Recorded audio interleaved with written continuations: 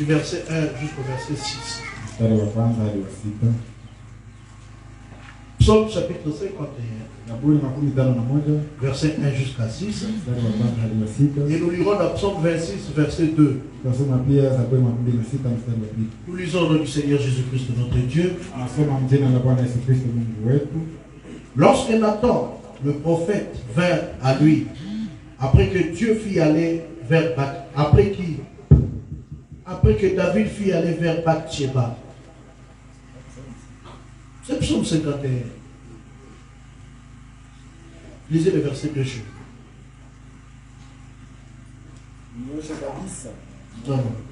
Psaume. Lisez le verset 1. Voilà. C'est le verset 1. Lisez le verset, les derniers versets de 50. Il y a des Bibles comme ça.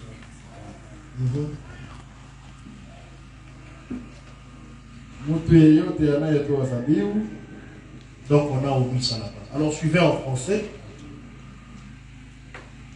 Au chef des chantres, psaume de David, verset 2.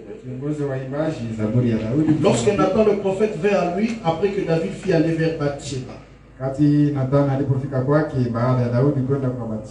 suivez chez vous, c'est ce qui commence. Ô Dieu, aie pitié de moi dans ta bonté, selon ta grande miséricorde, efface mes transgressions.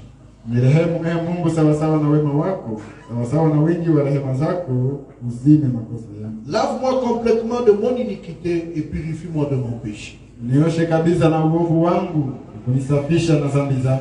Car je reconnais mes transgressions et mon péché est constamment devant moi. J'ai péché contre toi seul et j'ai fait ce qui est mal à tes yeux, en sorte que tu seras juste dans ta sentence, sans reproche dans ton jugement.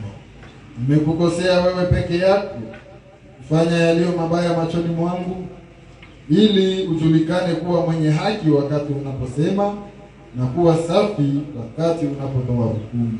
Psaume chapitre 26, Zaburi 26, verset 2. Mstari wa 2. Sonde-moi, Éternel, éprouve-moi, fais passer au creuset mes reins et mon cœur, car ta grâce est devant mes yeux, et je marche dans ta vérité. Nijaribu Bwana na unipime.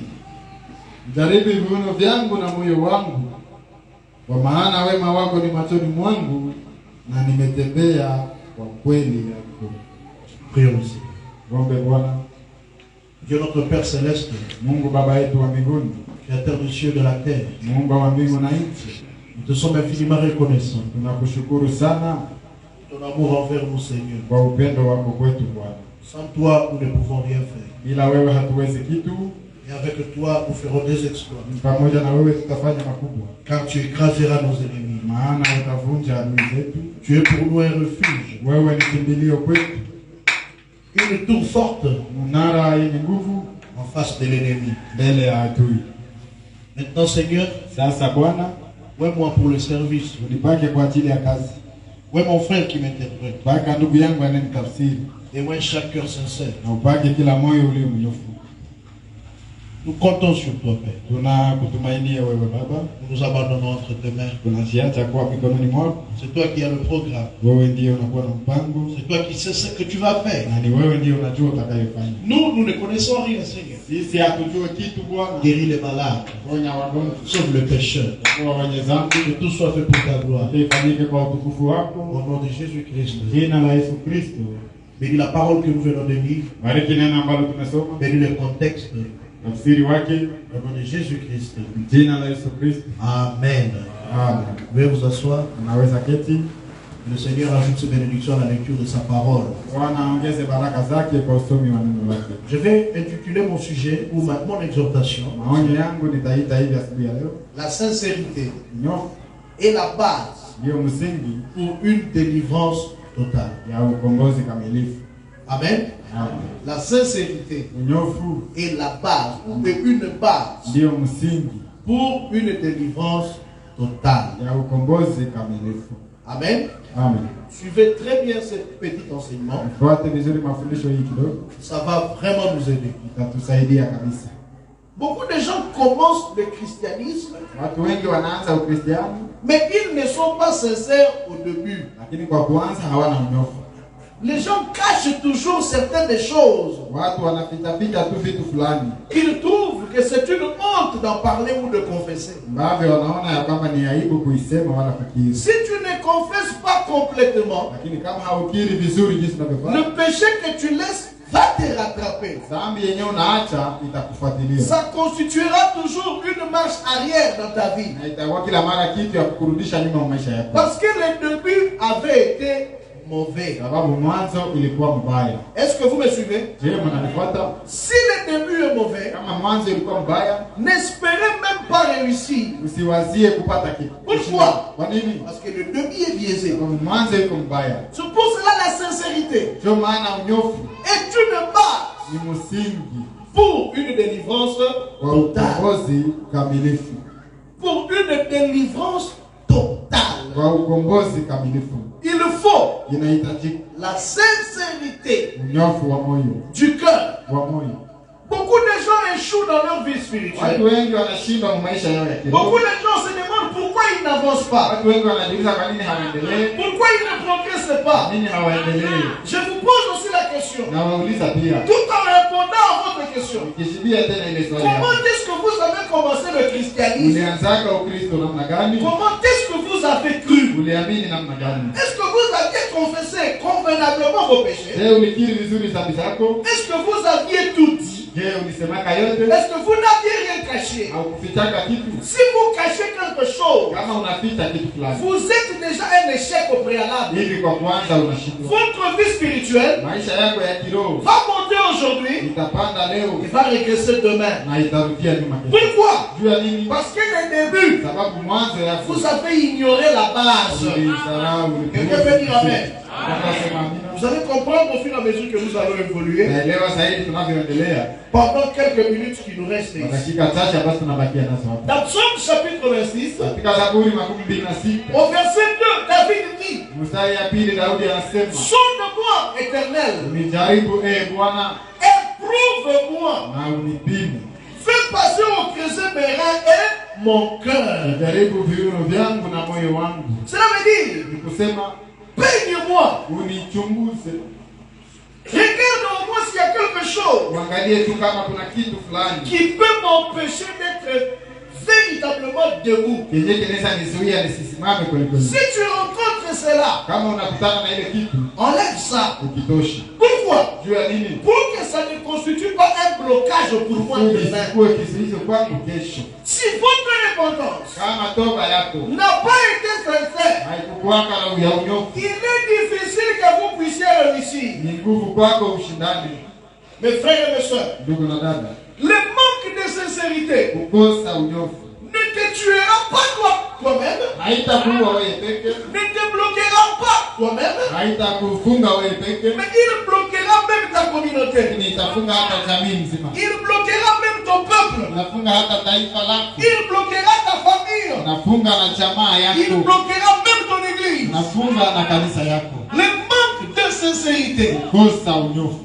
Frère Branham me dit, Ndugu Branham anasema, on est en train de me chercher ça. kuna nitafutia hivi, Beaucoup de gens watu wengi ne reçoivent pas le Saint-Esprit hawapokeake Roho Mtakatifu parce qu'ils n'ont pas été sincères sababu hawakuwa na unyofu wa au moyo moment de leur repentance. wakati yao ya toba. Vous ne faites pas la repentance chez un homme. Hauko nafanya toba kwa mtu, Je n'ai rien à vous donner. mimi sina kitu ya Je kukupatia, n'ai pas une prison où vous mettre. sina gereza ya kukufunga. Vous ne me trompez pas moi. Haiko mie ndio uko nadanganya, Parce que je n'ai rien à faire avec vous. au mie sina ya kufanya na wewe. Que vous ayez volé. Ukuwa uliiba, Moi aussi j'étais un voleur. na mimi nilikuwa mwizi. Que vous ayez tué. Ukuwa uliua, D'une manière ou d'une autre on a kwa tué. namna moja au nyingine, na mimi Vous niliua. avez tué aussi. Na wewe uliua, Vous savez. unajua Tuer aussi. kuua pia C'est tuer l'influence de quelqu'un. ni kuharibisha ushawishi ya mtu.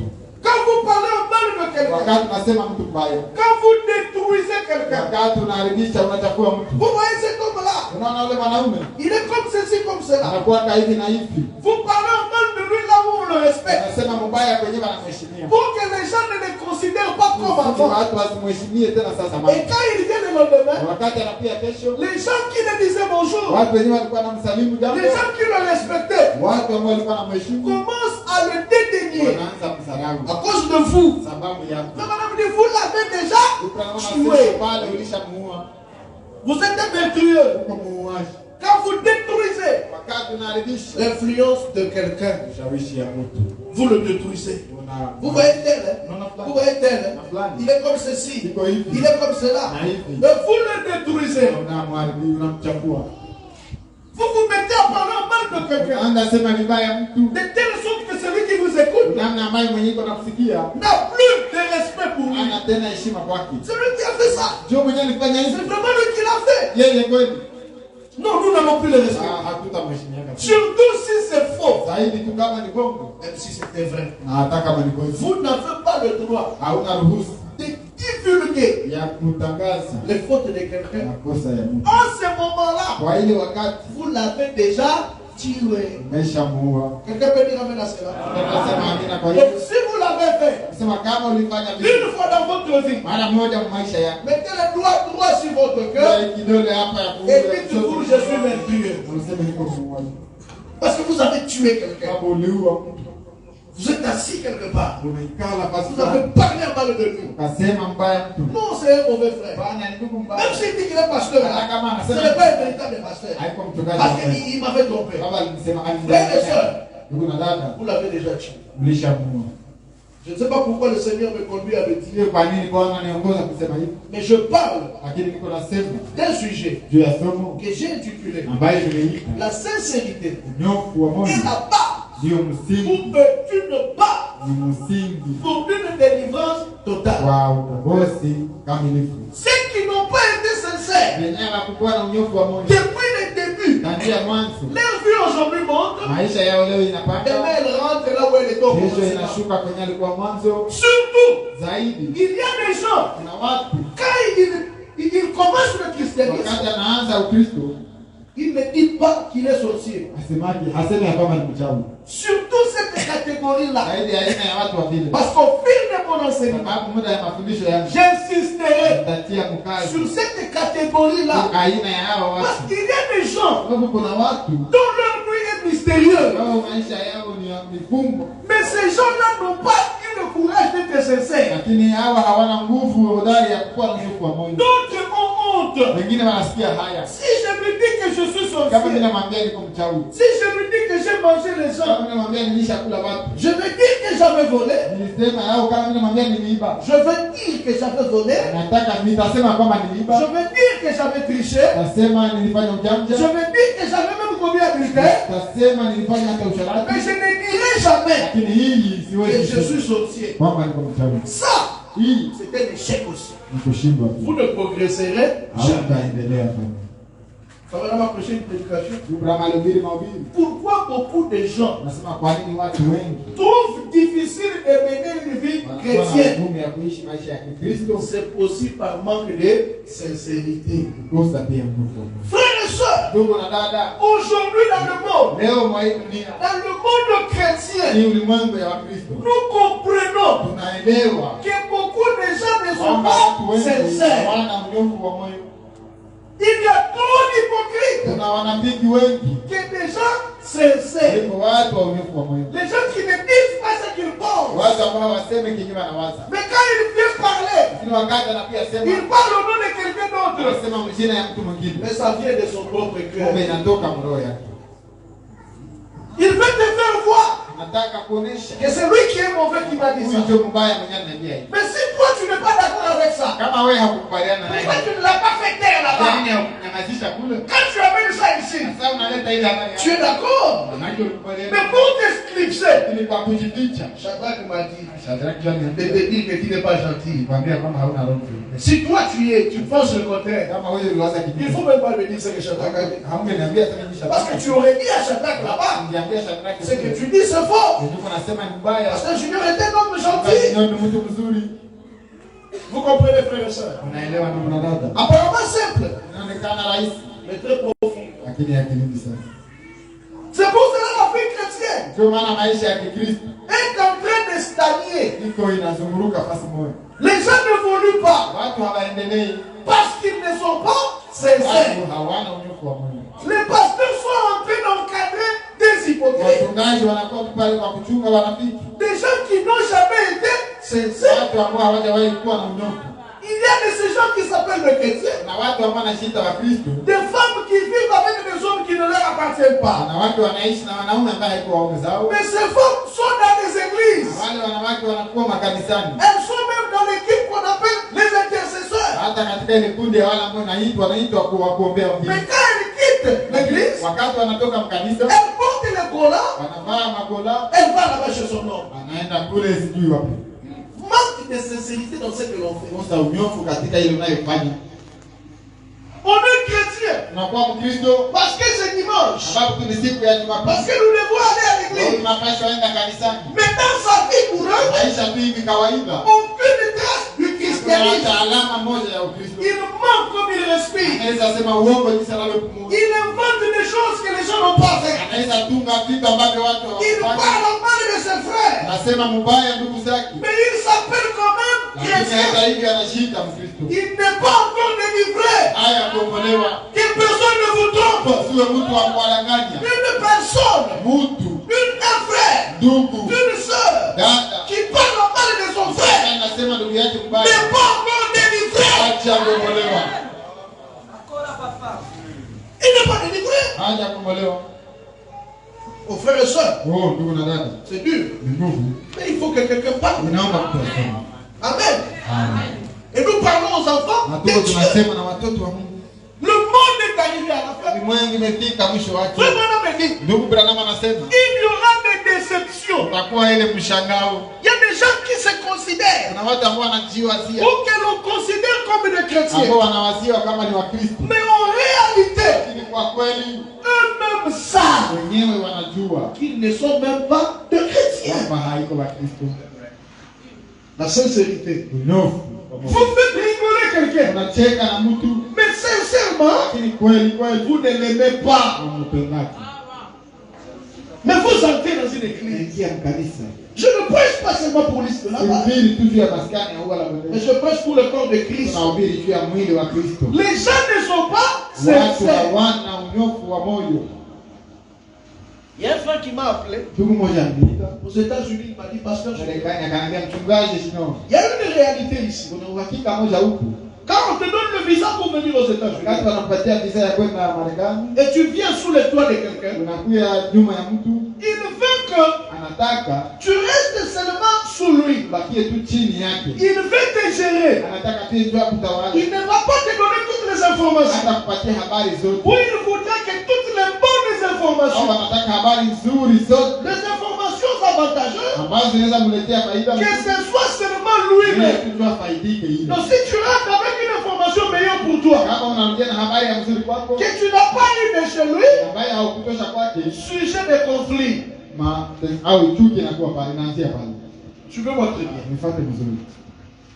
Le conflit commence. Chuki inaanza pale. Qui t'a dit ça? Nani alikuwa? Mais pourquoi quelqu'un d'autre ne peut pas me dire? Jua nini mtu mwingine hawezi niambia? Pourquoi il faut que seulement ce soit toi? Jua nini wewe tu? Et pourquoi tu es fâché? Najua nini unakasirika? Parce que quelqu'un m'a donné une autre piste pour la Mwingine bénédiction. amenipatia njia nyingine ya kupata baraka. Frère Branham me dit, Ndugu Branham anasema, si je fais quelque chose kama nimefanya kitu et que je fulani, suis béni par na cela, mimi nabarikiwa na ile je kitu, montrerai à quelqu'un d'autre nitaonesha na mwingine. que lui aussi fasse cela pour être béni. Naye afanye vile kusudi abarikiwe. C'est pour cela que Branham me dit, Ndio maana Branham je anasema, ne peux pas envoyer quelqu'un sur un chemin huwezi tuma mtu mnjia que moi-même je n'ai jamais emprunté. yenyewe mie peke si apitaka ndani. Toi, tu n'as pas le Saint-Esprit. Wewe hauna Roho Tu Mtakatifu. me prêches le Saint-Esprit comment? Unamhubiri Roho Mtakatifu na Tu n'es pas sincère dans ce que tu fais. hauna unyofu wa moyo katika ile Tu unayofanya. ne sais pas ce que tu dis. Haujua unafanya nini. Manque de sincérité. Kosa unyofu wa moyo. Et vous allez entendre même aujourd'hui, Na unaweza sikia leo même dans les églises, makanisa dans hata la bouche des chrétiens, kinywa ya Wakristo des prédicateurs, wahubiri surtout les dénominationnaires. haini madhehebu. Dieu m'a parlé. Mungu Dieu aliniambia. m'a parlé. Mungu Mais aliniambia. il ment. Anasema bongo. Dieu ne lui a pas parlé. Mungu hakumwambia kitu. Manque de sincérité. Kosa Mungu unyofu. ameniambia, Sie Dieu ne dit. Dieu ne lui a rien dit, mes Mungu frères. hakumwambia kitu ndugu zangu. Et regardez, suivez. Na ufuate uangalie. Quand ils disent que Dieu leur a parlé, Wakati anasema Mungu amemwambia. Dieu me dit Mungu ananiambia de coucher avec vos soeurs. nilale na wewe dada. Et il dit aussi Alléluia. Sema haleluya. Un pasteur qui est en train de nettoyer, Mchungaji ambaye yuko anasafisha. qui est en train de laver les sœurs dans l'église. Anawisha badala mkanisa. Au Ghana. Ghana. Il dit que c'est Dieu qui lui a dit ça. Sema ni Mungu alimwambia hivi. Et nous qui connaissons la parole, Sisi wenyewe tunajua nini? est-ce que Dieu peut dire ça Mungu anaweza ambia mtu hivi. à un pasteur de le faire? Mchungaji afanye hivi. C'est le diable qui lui a dit de faire ça. Shetani ndiye amwambia afanye. Et les femmes se déshabillent Wanawake wanatosha manguo. devant le pasteur là. Mbele ya mchungaji. Elles entrent dans un bassin. Anaingia mbasi. Et le pasteur a quelques herbes Mchungaji kuna mayani fulani. et un peu d'huile. Na mafuta kidogo. Il est en train de laver les sœurs. Il dit Amen. Badala tu. Oh, Alléluia. Amen. Haleluya, amen. Nous sommes où là? Tuko wapi kabisa? Nous sommes où? Tuko wapi? Manque de sincérité dans ce que l'on fait. Kosa unyofu wa moyo katika ile unayofanya. Je vais toucher beaucoup de domaines. Nitagusia anga nyingi. Une femme qui n'aime pas un homme qui vient vers elle. Mwanamke ambaye hapendi mwanaume ambaye anakuja kwake. Mais parce qu'il a l'argent. Ni sababu mwanaume iko na pesa. Mais quand cette femme-là Wakati yule mwanamke regarde la tête de ses frères-là, anaangalia kichwa ya yule ndugu. mes Sema angalia kichwa kabambi. frères, vous allez rigoler. Ndugu zangu utacheka. Mais je sais ce que je dis. Mimi najua zile niko nasema. Quand les frères Kichwa tournent, kabambi. Wakati ndugu anageuka. Angalia kichwa mais quand les kabambi. frères, Ndugu anageuka. Mungu asifie mpatie mume. Ndio sababu Benima. Ce mariage-là Ile ndoa ne sera jamais un mariage stable. haiwezi kuwa ndoa tu. Parce qu'au début, Sababu il kumwanzo y a un manque de sincérité quelque part. kwa moyo fasi fulani. Cette femme-là aime cet homme Ule mwanamke anapenda mwanaume parce qu'il a l'argent. sababu iko na pesa. Et le début des problèmes commenceront Mwanzo ya shida itaanza quand ce frère n'aura plus l'argent. ndugu anakosa pesa. C'est pour cela que vous allez remarquer, Ndio maana utatambua il y a des femmes qui tuent leur mari. kuna wanawake wanauaka bwana. Pourquoi? Juu ya nini? Il n'y a pas d'amour. Hakuna upendo. Comment une femme peut tuer son mari? Namna gani mwanamke anaweza kuwa bwana? Il attend qu'il dort Anangoja alale. et puis il va aller le tuer. Kisha anaenda. Vous allez voir une femme qui fait tout Kuna mwanamke yuko nafanya pour éliminer son mari, ili auwe mume wake. pour qu'elle reste avec les biens. Ili abakie na mali. Mais ils ont 5 enfants. Yuko na watoto tano. Ils ont 7 enfants. Watoto saba. Manque de sincérité. Kosa unyofu. Il n'y avait même pas amour. Hakuna hakukuwa hata upendo. C'est pour cela, jeune soeur, Ndio maana vijana wa dada linga mutu oyo yo kolinga na motema na yo. penda mwanaume mwenyewe yeye pekee utapenda na Kolinga mutu te pona mbongo. usimpende juu ya pesa. Linga mutu po motema na yo. Mpende sababu roho yake Esepeli na ye. inamfurahia. Et les frères aussi. Na ndugu naye Vous aimez une soeur napenda dada parce qu'elle est de la famille de tel. juu iko mjamaa ya fulani. Donc tu ne l'aimes pas. Haupendaki Ça figure là tu n'aimes pas. ile sura yake haupendaki. Mais parce qu'elle est de la famille de tel. Ni wa jamaa ya De fulani. tel grand. Roho ya mkubwa Et fulani. quand elle va arriver à la maison, Wakati anafika kwako mais que vous vivez ensemble, anaishi pamoja ça va commencer maintenant à se faire. unaanza kuonekana Il sasa. n'y avait même pas d'amour. Hakukuwa upendo mbele. Il n'y avait pas quelqu'un pour la forme. Usipende mtu juu ya umbo yake. Que votre cœur vous convainc de ce que vous faites. Moyo wako ikuhakikishie nini uko nafanya. Soyez sincères. Muwe na mnuko. Aimez ce que vous aimez. Penda kenye unapendaka. J'aime cette fille parce que je l'aime. Napenda tu binti juu nampenda. Vous pouvez tomber. Unaweza anguka. Vous pouvez commettre des erreurs. Utafanya kosa. Mais cette femme-là pour vous est irremplaçable. Yule mwanamke kwako hawezi mbadilisha. Mes frères et sœurs, Ndugu na dada, ce que je dis ici, c'est la vérité. mimi nasema hapa ni kweli. Je m'ouvre le cœur des frères. Kama tunaweza kufungua mioyo ya ndugu. Des frères mariés dans des bureaux. Ndugu ambao walishaoa wengine Si je savais, kama ningejua je n'allais pas épouser cette sœur ici. singeoa huyu. Ils sont seulement là par Ndio formalité. tu pale tu kwa nje. Mais l'amour, Pendo. il n'y a pas. Haikuwaki. Pourquoi? Juu ya nini? Parce qu'au début, Sababu kwa mwanzo c'était faux. ilikuwa kama mbaya. C'était biaisé. Ilikuwa mtaka. Mais quand vous aimez quelqu'un réellement, Lakini wakati unapenda mtu hakika. et que votre amour est sincère, Upendo yenu inakuwa na mnyofu. l'amour sincère, Upendo halisi. vous allez l'aimer Utampenda dans toutes les circonstances de kwa la vie. hali zote za maisha. Vous n'allez pas l'aimer parce qu'aujourd'hui elle est bien. Hautampenda juu leo iko mzuri. Quoi que ce soit ce qu'elle peut faire, Haizuru nini yenyewe anaweza fanya. comme le début était bon, Jinsi mwanzo ilikuwa mzuri. comme votre amour était basé sur la sincérité, Upendo wenu ilikuwa juu misingi yake unyofu. vous pardonnerez à cette femme. Samehe dada. Parce qu'elle est irremplaçable. Sababu hawezi mbadilisha. La sincérité Unyofu est une base ni msingi pour une délivrance complète. ya ukombozi kamilifu. Pour la réussite de la vie. Ya ushindi wa maisha hii. La délivrance, la sincérité, Unyofu wa moyo c'est la clé ndio funguo. pour que la délivrance Funguo fungulifu soit effective. iwe hakika. Comme je vous avais donné un exemple ici. Jinsi niliwapatia kama mfano hapa. L'homme qui part voler Mwanaume anaenda iba la chèvre. mbuzi. Il vole la chèvre. Anaiba mbuzi. Et il va maintenant confesser son péché Kisha anaenda kiri dhambi yake. chez le prêtre. Wapadiri. Il arrive sans mot. Nafika hodi. Ça veut dire oui, mon moine. Ndio sema ndio mtoto. Je suis venu confesser mon péché. Kisha nimwambia kiri dhambi. Oui, qu'est-ce que tu avais fait? Nilifanya nini? Sango, Padiri. j'ai volé le fil. Niliiba kamba. J'ai volé la corde. Kamba. Sango dit bon, je te parle. La corde. Nasema kamba tu. Oui, j'ai volé la corde. Mimi nakosa. Oui, bon, pour la corde, il n'y a pas de problème. Ndio kamba. Mon fils, au nom du Père qui est Kamba parmi wangu nous. mjina la baba mwana nasamehe. La femme veut pas dire non, Sango. Sasa nataka enda nasema J'ai pale. volé la corde. Niliiba kamba. Il dit, mais je ne comprends pas. Mimi sielewi. J'étais déjà pardonné. Nilishakusamehe. La corde est seulement. Kamba tu. Oui, j'ai volé la corde. Ndio Il niliiba. dit, tu es pardonné. Kama unasamehe. Il dit, mais ça, j'ai volé la corde. Padiri niliiba kamba. Et le prêtre est inspiré. Il pose, Akapata polisi akauliza. qu'est-ce qu'il y avait au bout de la corde? Mwisho ya kamba kulikuwa ni Il y avait la chèvre. kulikuwa mbuzi. Au lieu de dire, Uliko useme j'ai volé la chèvre niliiba mbuzi. parce que la corde était seulement un moyen Kamba tu ilikuwa njia pour faire arriver la chèvre. kokota mbuzi. En réalité, ce n'est pas la corde que Wewe c'est. haiko kamba ndio uliiba. Beaucoup de gens ne sont pas sincères. Watu wengi hawana unyofu. Beaucoup de gens ne disent pas même la vérité. Watu wengi hawasemaki hata kweli. Badala Donc, on dit, même si tu fais 10 ans dans les mariages, wanasema hata kama unafanya miaka 10 ndani. ce mensonge-là Ile bongo hii du début ya mwanzo va te rattraper. itakufanya. Il y a des gens dont le péché le suit Kwa toujours. watu wengine dhambi na wafuata. C'est pour cela que tu ne peux pas entrer en onction dans la prière. Hawezi ingia katika upako Parce wa que Mungu. Dieu ne peut pas te donner l'onction. Mungu hawezi kupatia upako. L'onction sur le Saint-Esprit. Upako ni Roho Au Mtakatifu. début, Mwanzo tu n'avais pas été sincère. waka na unyofu wa moyo. C'est pour cela, Ndio maana tu ne peux pas avoir une vie spirituelle réussie. hawezi pata maisha ya kiroho ya ushindi. Ta vie spirituelle sera ondulée. Maisha yako ya kiroho itayumba yumba. Aujourd'hui, tu montes, demain, tu Leo descends. unapanda, kesho unashuka. Parce que le début Sababu mwanzo avait été mauvais. ilikuwa kama Il y mbaya. avait un manque de sincérité. Ilikuwa kukosa Et unyofu. s'il n'y a pas la sincérité, Kama hakuna unyofu, aujourd'hui vous serez bien, leo utakuwa mzuri, demain vous serez mal. kesho mbaya. C'est pour cela que vous allez remarquer Ndio maana utatambua que dans la vie courante, katika maisha tu kawaida, quand une femme dit la vérité à son mari, wakati mwanamke anaambia mume wake, et que son mari sait tout sur elle, mume wake anajua yote juu même yake, si quelqu'un d'autre vient, hata kama mtu mwingine anakuja après 10 ans de la baada ya mariage, miaka 10 ya ndoa et dit l'une des choses na kusema tena moja ya que kitu cette femme-là faisait, ambayo huyu mwanamke alikuwa anafanya, mais que cette femme avait confessé à son alishaka mari. iambia mume wake, Son mari entendait ici sa mume wake passage. atasikia hapa ina Pourquoi? juu ya nini? Parce qu'il est déjà informé. Sababu anajua Cette femme lui avait déjà dit huyu ça. mwanamke alishakamwambia, Mais le jour où lakini siku on viendra lui dire quelque chose, atakia mwambia kitu fulani avec des preuves à l'appui, na vitambulisho pale, des choses que tu ne lui avais pas vitu venyewe dit, haukumwambiaka, même si c'est 10 ans hata après, kama ni miaka 10 ce baadaye, mari-là ule mume ne t'aimera plus comme avant. hata kupendaka tena sasa zamani. Pourquoi? Juu ya nini? Manque de sincérité. Kosa unyofu wa moyo.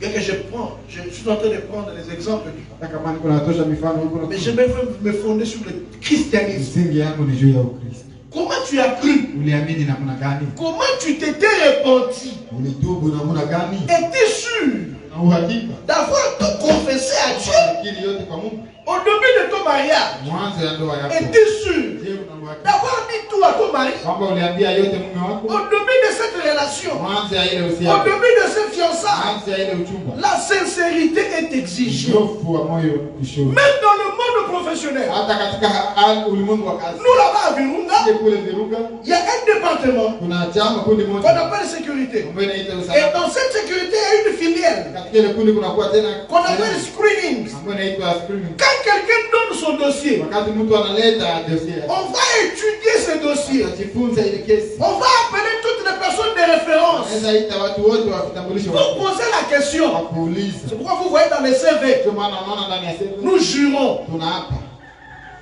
N'est-ce pas? Sivyo? À la fin, qu'est-ce qu'on dit? Mwisho unasema Je jure naapa que toutes ces informations habari zote sont sincères ni kweli et exactes. na unyofu. Mais si l'on découvre Lakini kama inagundulika que tu as biaisé l'information quelque part, kwamba ulidanganya mjua habari moja, même si tu es un bon travailleur, hata kama uko mfanya kazi dans une société qui se katika respecte, kampuni ambayo inaheshimia on va te virer. na kufukuza. Pourquoi? Juu ya nini? Les débuts Mwanzo a commencé avec un mensonge. umeanza na uongo. Monsieur, Bwana tu nous avais menti. ulitudanganyaka. Mais lorsqu'on appelle les gens, Lakini wakati wanaita les watu personnes de référence que tu as placées, wa kuuliza hapo ulitia tu as travaillé à la régie des autres. ulitumia anatumika kureshi des On appelle ton superviseur. anaita superviseur. On lui demande ton témoignage. Anamuomba ushuhuda yako. Que nous dis-tu de Christ? Unasema nini juu ya Oh Kristo? non, c'était mon subalterne. Oh, alikuwa ananitumia. J'ai toujours regretté de l'avoir perdu. Na mimi nahuzunika sana Si kumpoteza. seulement il pouvait revenir un jour. Kama sio anaweza rudia hapa siku moja. Merci, monsieur. Asante. Est-ce que vous pouvez nous écrire un mail? Unaweza tuandikia. Ce qu'il va écrire là Ataandika pale. sera un soubassement Itakuwa ni msingi. pour ton témoignage. Na ushuhuda. Et on va appeler une autre deuxième personne. Ataita mtu mwingine wa pili. Mais pourquoi on vous dit de mettre des personnes de référence Wanaambiaka mtie watu ambao wanaweza et qu'ils soient tes superviseurs directs? na wakuwe viongozi wako C'est pour qu'ils nous parlent de toi. kusudi watuambie juu ya Mes frères, ndugu zangu. les hommes demandent les superviseurs directs Watu wanauliza watu wa kuuliza karibuni wa karibu parce que kwa sababu moi je ne connais pas qui était ton chef, sijui kiongozi wako ni nani, mais Dieu connaît. lakini Mungu anajua. Qui était ton mari dans le monde? Nani ambaye alikuwa mume wako duniani? Qui était ton péché chéri? Nani au nini ambaye dhambi yako ulikuwa unapenda? Dieu connaît ça. Mungu anajua. Il n'a pas demandé à qui. Hana ya kuuliza mtu. Il connaît Yeye pekee anajua. qui tu étais quand tu étais dans le Kwa monde. nani duniani? Et quand tu donnes ta vie à Jésus, Wakati unapatia Yesu maisha Dieu yako, connaît tes faiblesses. Mungu anajua madhaifu yako. Il les connaît très bien. Anajua mzuri. Tu n'as pas à t'expliquer. Hauna cha kujieleza. Dieu te connaît plus que Mungu toi. anakujua kuliko wewe mwenyewe. Mais David dit sonde-moi, Haya anasema unijaribu éprouve-moi, na unipime. fais passer au peigne fin ma vie. Pitishe ujaribu viuno vyangu. Si tu vois quelque chose Kama unaona kitu qui fulani n'est pas ambacho haiko dans ta parole, katika neno lako, enlève cela. ukiondoe. Moi je crois avoir tout dit. Mimi naamini nimesema yote. Mes frères, Ndugu zangu, nous on souffre. sisi tunateseka. Les gens qui viennent se repentir, Tunakuja tubu kwako. Mungu alisame kubyote nilimfanyizia. Dieu me pardonne pour tout ce que j'ai fait. C'est quelle repentance ça? Toba gani? C'est quelle repentance ça? Toba gani? Ulifanyaka nini? Qu'est-ce que tu avais fait? Niko tu mwanadamu. Je suis un homme. Tu ne réussiras jamais. Hautashinda. Et moi je ne te forcerai pas Mimi siwezi kukaza. à me dire ce que tu as fait. Unaambia lenyewe ulifanya. Parce que moi aussi, Sababu na mimi j'étais quelque part. nilikuwa kafasi fulani. Même étant en Christ, Hata ndani ya j'ai commis des erreurs. nafanya makosa. Mais si le début est mauvais, Kama mwanzo ni mbaya, mon frère, ma soeur, ndugu na dada, ta vie ne changera maisha jamais. yako haitabadilika. Chaque fois qu'on parlera de ces choses, Kila mara tu tunapozungumzia seras tous là-bas culpabilisé. utakuwa tu pale na hukumiwa. Pourquoi? Parce que tu reconnais. Sababu natambua. Je parlais de faits spirituels. Nimesema juu ya mambo ya kiroho. Ne nous trompez pas. Tusidanganyane. Oh, je rêve que je parle au lac. Oh, mimi nalotaka niko naenda kulaki.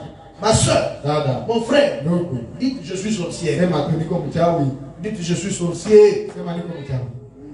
La sorcellerie, on va prier pour vous. Mchawi tutakuombea. Ça va partir. Itaisha, itaenda. Mais les gens ont honte. Lakini watu wanakuwa na haya. Où les gens sont bloqués par le diable. Fungwa na shetani. Et la honte, Jésus a dit, Na haya Yesu alisema, celui qui aura honte de moi, mwenye atakuwa na haya yangu. moi aussi j'aurai honte de lui devant mon Na Père. haya yake mbele ya baba yangu. Pourquoi ne pas dire la vérité? Juu ya nini usiseme kweli? Qui est parfait sur la terre? Nani ndio mkamilifu hapa duniani? Pourquoi vous mettre dans une situation Kwa nini ujitie katika hali que vous ne saurez pas vous en sortir? ambayo hautaweza jitosha? Est-ce que seulement on peut être sincère? Je, tu unaweza kuwa na unyofu wa moyo? Parce que si on n'est pas sincère, Sababu kama hauna unyofu wa moyo, même nos enfants hata watoto wetu peuvent avoir des problèmes wanaweza pata shida. à cause du fondement parent. Sababu ya ile msingi yetu. Est-ce que le blocage de ta vie Je, vizuizo vya maisha yako ne vient pas de manque de sincérité au début? Unatoka kwa ile kukosa unyofu wa moyo kwa mwanzo. Fais passer au pain mes chemins, Seigneur. Kisha viuno vyangu kwenye Crée sur moyo. mon cœur. Na uchungule moyo wangu. Cherche s'il y a quelque chose qui ne va pas. Kuta kama kuna kitu ambacho hakiendeki. Il y avait une femme Kulikuwa mwanamke qui cherchait sa guérison ambaye iko natafuta uponyaji wake au temps de William Branham. wakati ya William Branham. Elle est partie par tous les puissants prédicateurs. Ita kwa wahubiri wote wakubwa. Et les prédicateurs ont prié pour lui. Wahubiri wakamwombea. Même William Branham a prié pour elle. Hata William Branham akamwombea. Alléluia. Amen. Elle voulait être guérie d'une grande maladie. Nataka apone magonjwa kubwa. Et elle ne pouvait pas être guérie. Na hangeweza. Pourquoi? Juu ya nini? Il y avait un péché non confessé dans sa vie. Alikuwa hayakiri Mungu. Et ce péché bloquait sa guérison. Na ile dhambi ilikuwa inafunga uponyaji. Frère Branham me dit, Ndugu Branham anasema la guérison vous appartient déjà. uponyaji tu ni wako hivi. La seule chose qui peut l'empêcher, Kitu kimoja ambacho kinaweza izuia c'est le péché. ni dhambi. Soit Au il y a quelque chose que vous faites dans votre vie qui kuna n'est pas kitu juste. ambacho unafanya maisha yako Ou haikuwa. alors, Au il y a quelque chose que vous aviez fait kuna kitu ambacho ulifanyaka ou que vous avez négligé négligé de faire. Au ulikataa ulizarau kufanya. Ce qui fait qu'aujourd'hui, Ndio kinafanya leo vous êtes bloqué quelque part. unafungwa fasi. Mais vraiment, on me dit, Lakini ndugu Branham anasema lorsque vous rectifiez cela, wakati unatengeneza hivi votre guérison est complète. uponyaji wako ni hakika. Dieu n'est pas un homme pour mentir. Mungu haiko mwanadamu ili adanganye. Beaucoup de chrétiens, Wakristo wengi non, ceux qui s'appellent chrétiens, wala wanajiita Wakristo ne sont pas sincères. wana unyofu. Il y a même des gens dans les dîmes. Kuna hata watu ndani ya moja Il est payé $200. analipiwa dola Dans la dîme, il met $18. moja ya 10 anatia 18. Et il a tout même dit à son pasteur, Anaambia yote mchungaji on me paye $180. mpaka 118. Ils sont là, mes frères et sœurs. Tuko hapa tuko na dada. Il n'est pas sincère. Ana unyofu wa moyo. Quelqu'un comme ça, Mtu wa hivyo il ne fait pas du mal au pasteur. haiko nakosea mchungaji. Il se fait du mal lui-même. Anajikosea yeye peke. Lui-même. Yeye peke. Il se fait du mal. Anajikosea. Parce que le diable l'a trompé. Shetani alimdanganya. Et cette femme-là, Na huyu mwanamke un jour, siku moja par la grâce de Dieu, kwa neema ya Mungu Dieu parle au prophète Branham. Mungu anasema kupitia nabii La Branham. vision descend. Ono ikashuka. Un jour sur le véranda des frères Siku Branham. moja tuko kwenye veranda ya Mon Branham. serviteur Branham, Mtumishi wa Branham. si cette femme n'est pas guérie, Kama huyu mwanamke hapone, ça fait maintenant 8 ans. sasa miaka 18 hivi. C'est à cause d'un péché Ni sababu ya dhambi non confessé dans sa vie. hayakiri maisha yake. Elle est tombée adultère avec un autre homme Fanyika ujarati na mume qui mwingine n'est pas son mari. haiko mume wake. Dieu n'enverra jamais la bénédiction sur le péché. Mungu kama hawezi tuma baraka yake juu ya dhambi. Retenez ça. Shika pepe. Il faut voilà, Dieu lui dit, Mungu anamwambia si elle veut être guérie, kama anataka apone, c'est là où les choses deviennent difficiles. sana ndio kwenye vitu Qu'elle vina. aille confesser Aende kiri à son mari ses kwa péchés. mume wake ile dhambi. La femme dit à frère Branham, Anaambia kamia Branham, mon mari va me tuer. mume wangu ataniua. Lisumu ezalaka butamu, Dhambi inakuwa butamu. mais réparer ça. Lakini kuitengeneza. Imaginez-vous un peu ça un moment. Fikiria kidogo ile wakati mmoja. Vous qui êtes la femme, Wewe mwenyewe uko pale mwanamke. allez dire Uende ambia à votre mari. mume wako. J'ai dit ça à une femme un jour quelque part. Kama niambia kama mwanamke Oh, mmoja. j'étais tombé. Oh, nilianguka. Dieu m'a parlé. Mungu Je akaniambia. me dis, tu es tombé. Mwambia wewe si Elle ulianguka. s'est bien chez oui. Piga Je magoti. dis, maintenant, pas de parler avec ton mari. Sasa wewe tengeneza na mume wako. Il me dit, pasteur, Mchungaji. pas seulement il va me chasser, Hapana tu atakufukuza. mais c'est mon cadavre qui va sortir. Maiti yangu ndio itatoka Il pale. dit, quand tu avais fait ce péché-là, Wakati ulifanya kile zangu. tu t'étais dit toutes ces choses. Sasa uliziambia kama mambo yote hapa. Parce que je vais commencer par là. Mchungaji nitaanzia wapi? Il dit, attends, Mwambia ngoja. laisse-moi consulter l'Éternel. Acha niulize bwana. Et je suis parti téléphone. Nikaenda ita. Il dit, Père, Sema baba, je dois aider cette femme. naomba nisaidie mwana. Dis-moi ce qu'il faut que je fasse. Niambie nini nifanye. Je me dis, appelle son mari. Mwambie ita mume wako. Je serai dans ta bouche. Itakuwa katika kinywa chako. J'ai appelé son mari. Nikaita mume Il wako. dit, qu'est-ce que je vais lui dire? Nikamwambia Il dit, commence seulement à lui parler. anza tu ongea naye. J'ai commencé seulement à parler. Anza ongea. Et le Saint-Esprit préparait son cœur. Alikuwa anatayarisha moyo wake. Il a écouté. Il dit, maintenant, femme, parle. Nasema mke sasa. Parle. Sema, Parle. sema. Là, tu commences à pleurer. Unaanza kulia tu. Et puis, quand elle parle, Wakati uko nasema, elle ne dit pas tout. akasema yote. J'ai passé. Akapita. Quand j'ai tourné, Wakati maintenant, unalia. je suis entré. Sasa Il nikaita. disait, mon père, maintenant 10 minutes. Sasa dakika 10 hizi zimepita. Tu passais. Alikuwa Maintenant, quand tu es entré, anazunguruka nikaingia. on va où? Tuko naenda. Dis seulement exactement. Sema tu sawa sawa. C'est ça la sincérité que je Ndio parle. mnyofu wa mtu anasema. Ce que tu as fait. Ndio ulifanya. Et l'homme qui était déjà sous tension. Mtu alikuwa tu chini mshikiko pale. Pasteur, c'est quoi? Mchungaji ni nini? Dites avant, je risque de mourir. Sema haraka mnaweza kufa tu sasa hivi. Moi, je ne supporte pas des choses comme ça. Usivumilie yake vitu ya hivi. Il dit, attendez un peu. Jambo ya Il kidogo. faisait froid, mais j'ai transpiré. Joto baridi iko lakini mimi natoka Et kesho. pour une fois, des pastorats, c'est difficile. Mara moja kazi ya utungaji. Je serai témoin d'un divorce. Moi. Nakuwa mshuhuda wa talaka Le tu. Seigneur ne permet pas ça. Bwana usiruhusu. Et la femme a... Et je l'ai aidé même à dire, parce qu'elle ne pouvait pas des élèves de dire. Kwa hizi sema kwa midomo yake. Jusqu'à ce que j'ai aidé. J'ai dit, il m'a dit, tu avais fait ça, non? Ndio kwenye hii. Oui, ça aussi, j'ai fait. Ndio na hivyo. Maintenant, ça aussi. Sasa na hii Oui, ça aussi. na hii. Et l'homme est resté. Nasikia tu. Il y a un train qui passe. Kwa gari moshi hapa. S'il se lève ici, ce sont des dégâts qui font. Kama hapa. Haya yapita kwenye. J'ai attendu. Dans les cœurs, là, je souffrais. Ropa Oui, c'est vrai, des fois, je viens à la maison, maman, je ne parle pas. Laisse-moi. mmoja sio kunyumba sisi. Peut-être je viens de voir autre chose. Wengine nimeona vitu vingine huko. Il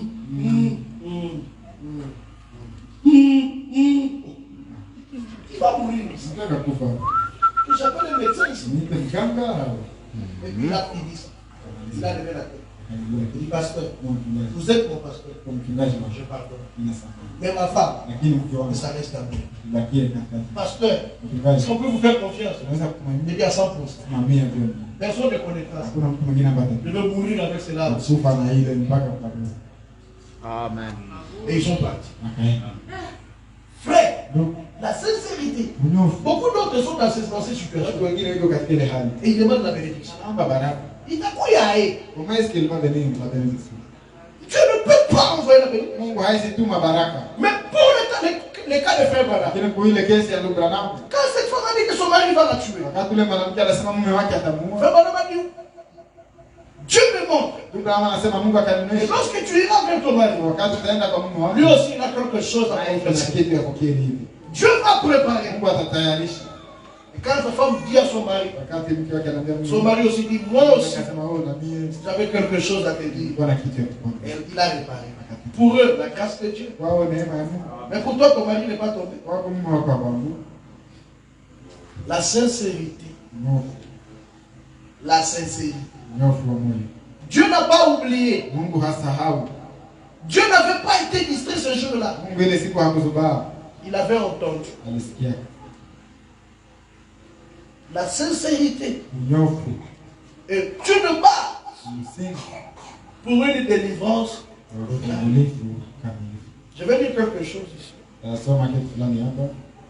Dans la prédication. Vous avez trouvé, frère. Dans la prédication, je vais appeler ça l'adoption partie 1.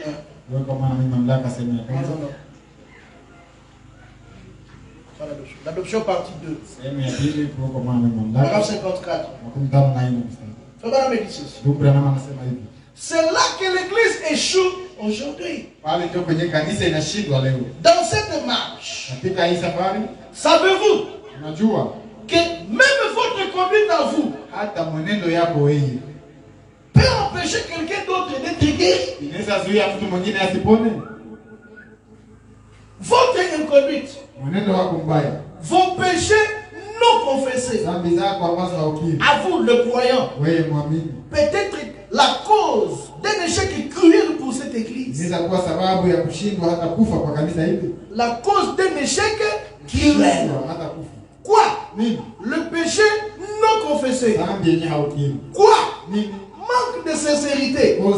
Ça peut causer que l'île de la vallée n'avance pas.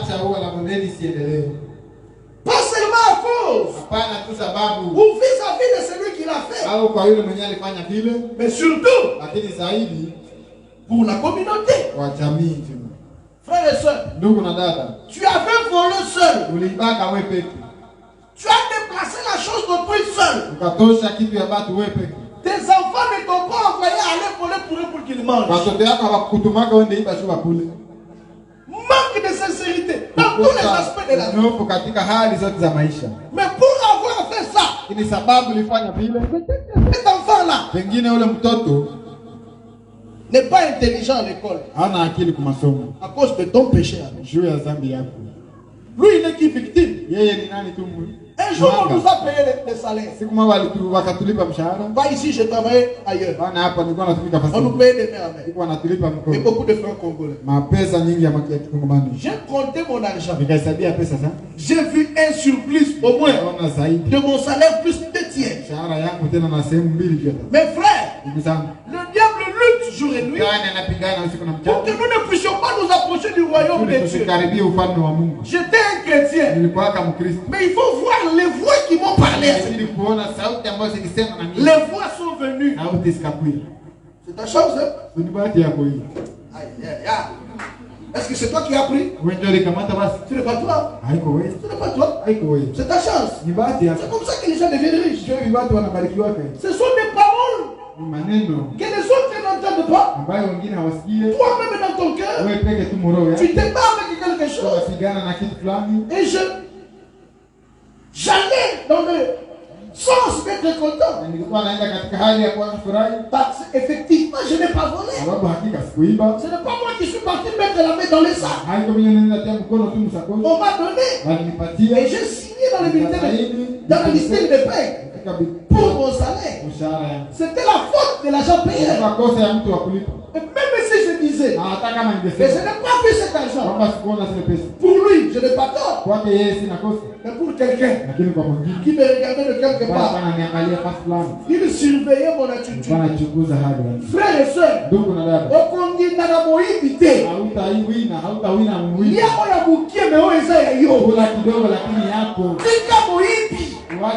la Bible même dit ne soyez pas rusés dans les affaires.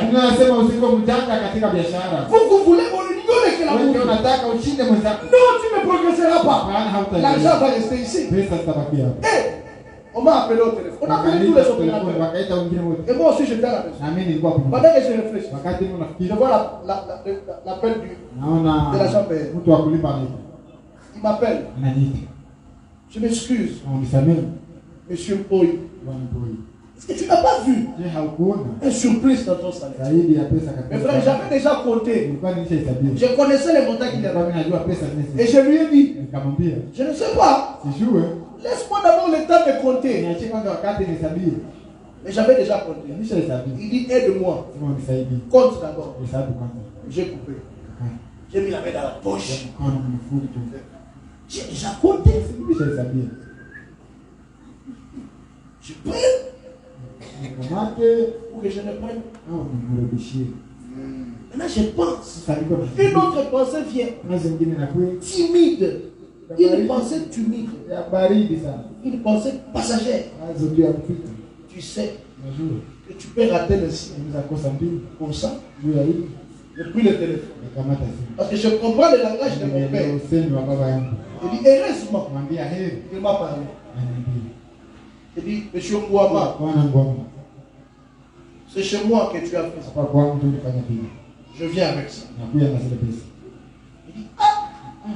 je vais te donner une prime. J'ai dit, je n'en ai pas besoin. Je suis venu avec l'argent. Dieu me voit quand je parle. C'est la vérité. J'ai remis tous ces paquets.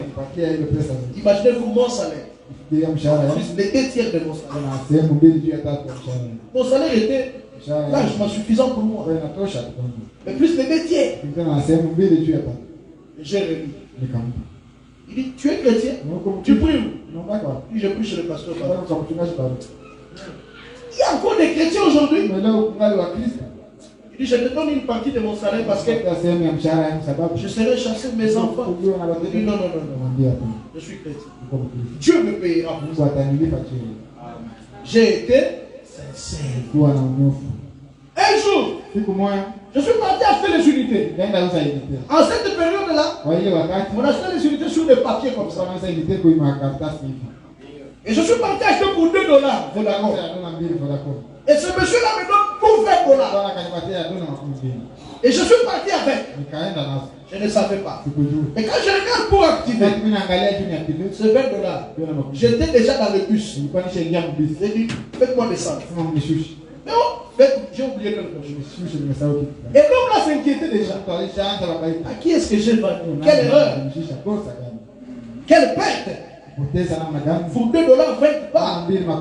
Et je suis venu, j'ai dit, peut-être, tu te rappelles, dis-toi c'est qui? Tu m'as vendu des unités de $2, mais tu m'as donné $20.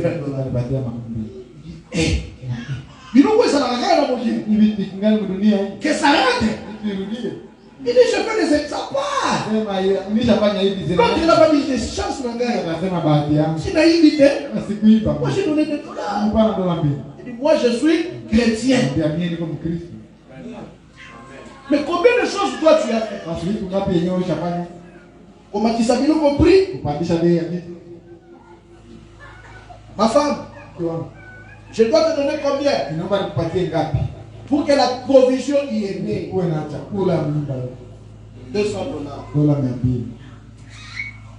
Toi-même tu sais qu'avec 150, ça peut largement suffire. Et quand tu demandes 200, tu sais que 50, tu as volé. Mes soeurs, Je ne suis pas votre ami maintenant. Maintenant, c'est le Saint-Esprit qui vous parle. Demandez à votre mari l'argent pour vos affaires. S'il ne vous donne pas, nous allons le prêcher. Il commence à vous donner. Mais ne faites pas des déviations d'itinéraire. Cet argent n'avait pas été affecté pour ça. Vous volez. Pourquoi il n'a pas fait ça? Ceux qui n'ont pas pour être passés.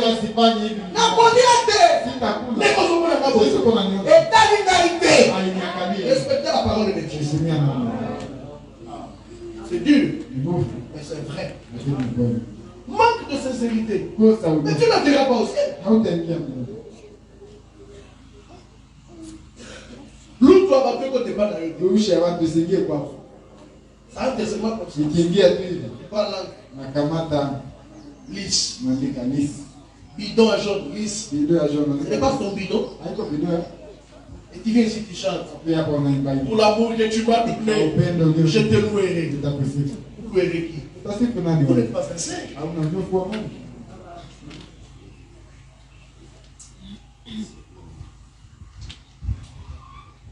La Bible dit, si vous êtes chrétien, vous êtes une nouvelle créature.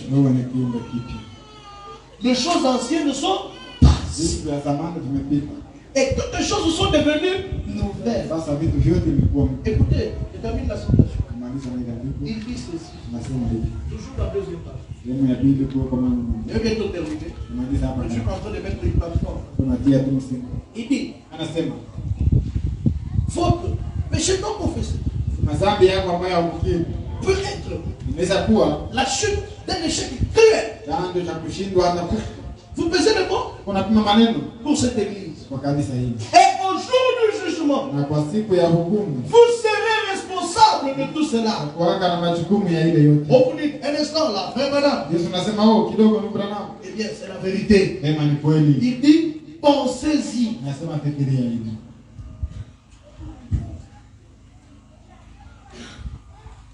Vous n'avez pas le droit de bouffer 100 francs, même si c'était resté. Venez dire à celui qui vous a envoyé, il est resté 100 francs. Et voici. Soyons sincères. Sinon vous êtes encore un voleur. Si c'est quelque chose, si c'est un avantage, que ça soit un avantage. Il y a des gens, ils passent seulement la nuit dans les boutiques. Et on lui répète. Il sait qu'il a une fausse monnaie. Il le sait. Et il a katika prêcher une kata. Et il parle avec ça. Il donne là quand il coûte. Et vous avez après c'est là. Il change la route. Vous allez aller dans quel siège? Vous allez aller dans quel siège?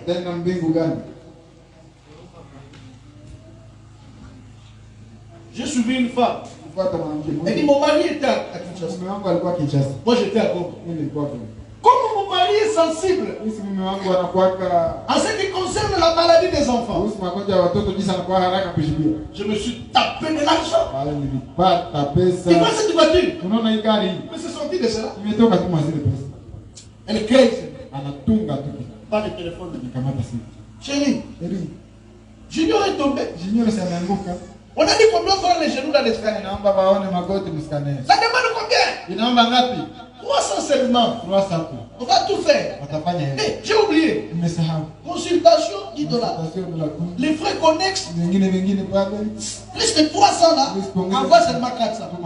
Junior n'est pas tombé. Junior n'a pas un problème d'avoir voir les scanners. Vous voyez comment le diable nous pousse à faire entrer la malédiction dans nos maisons.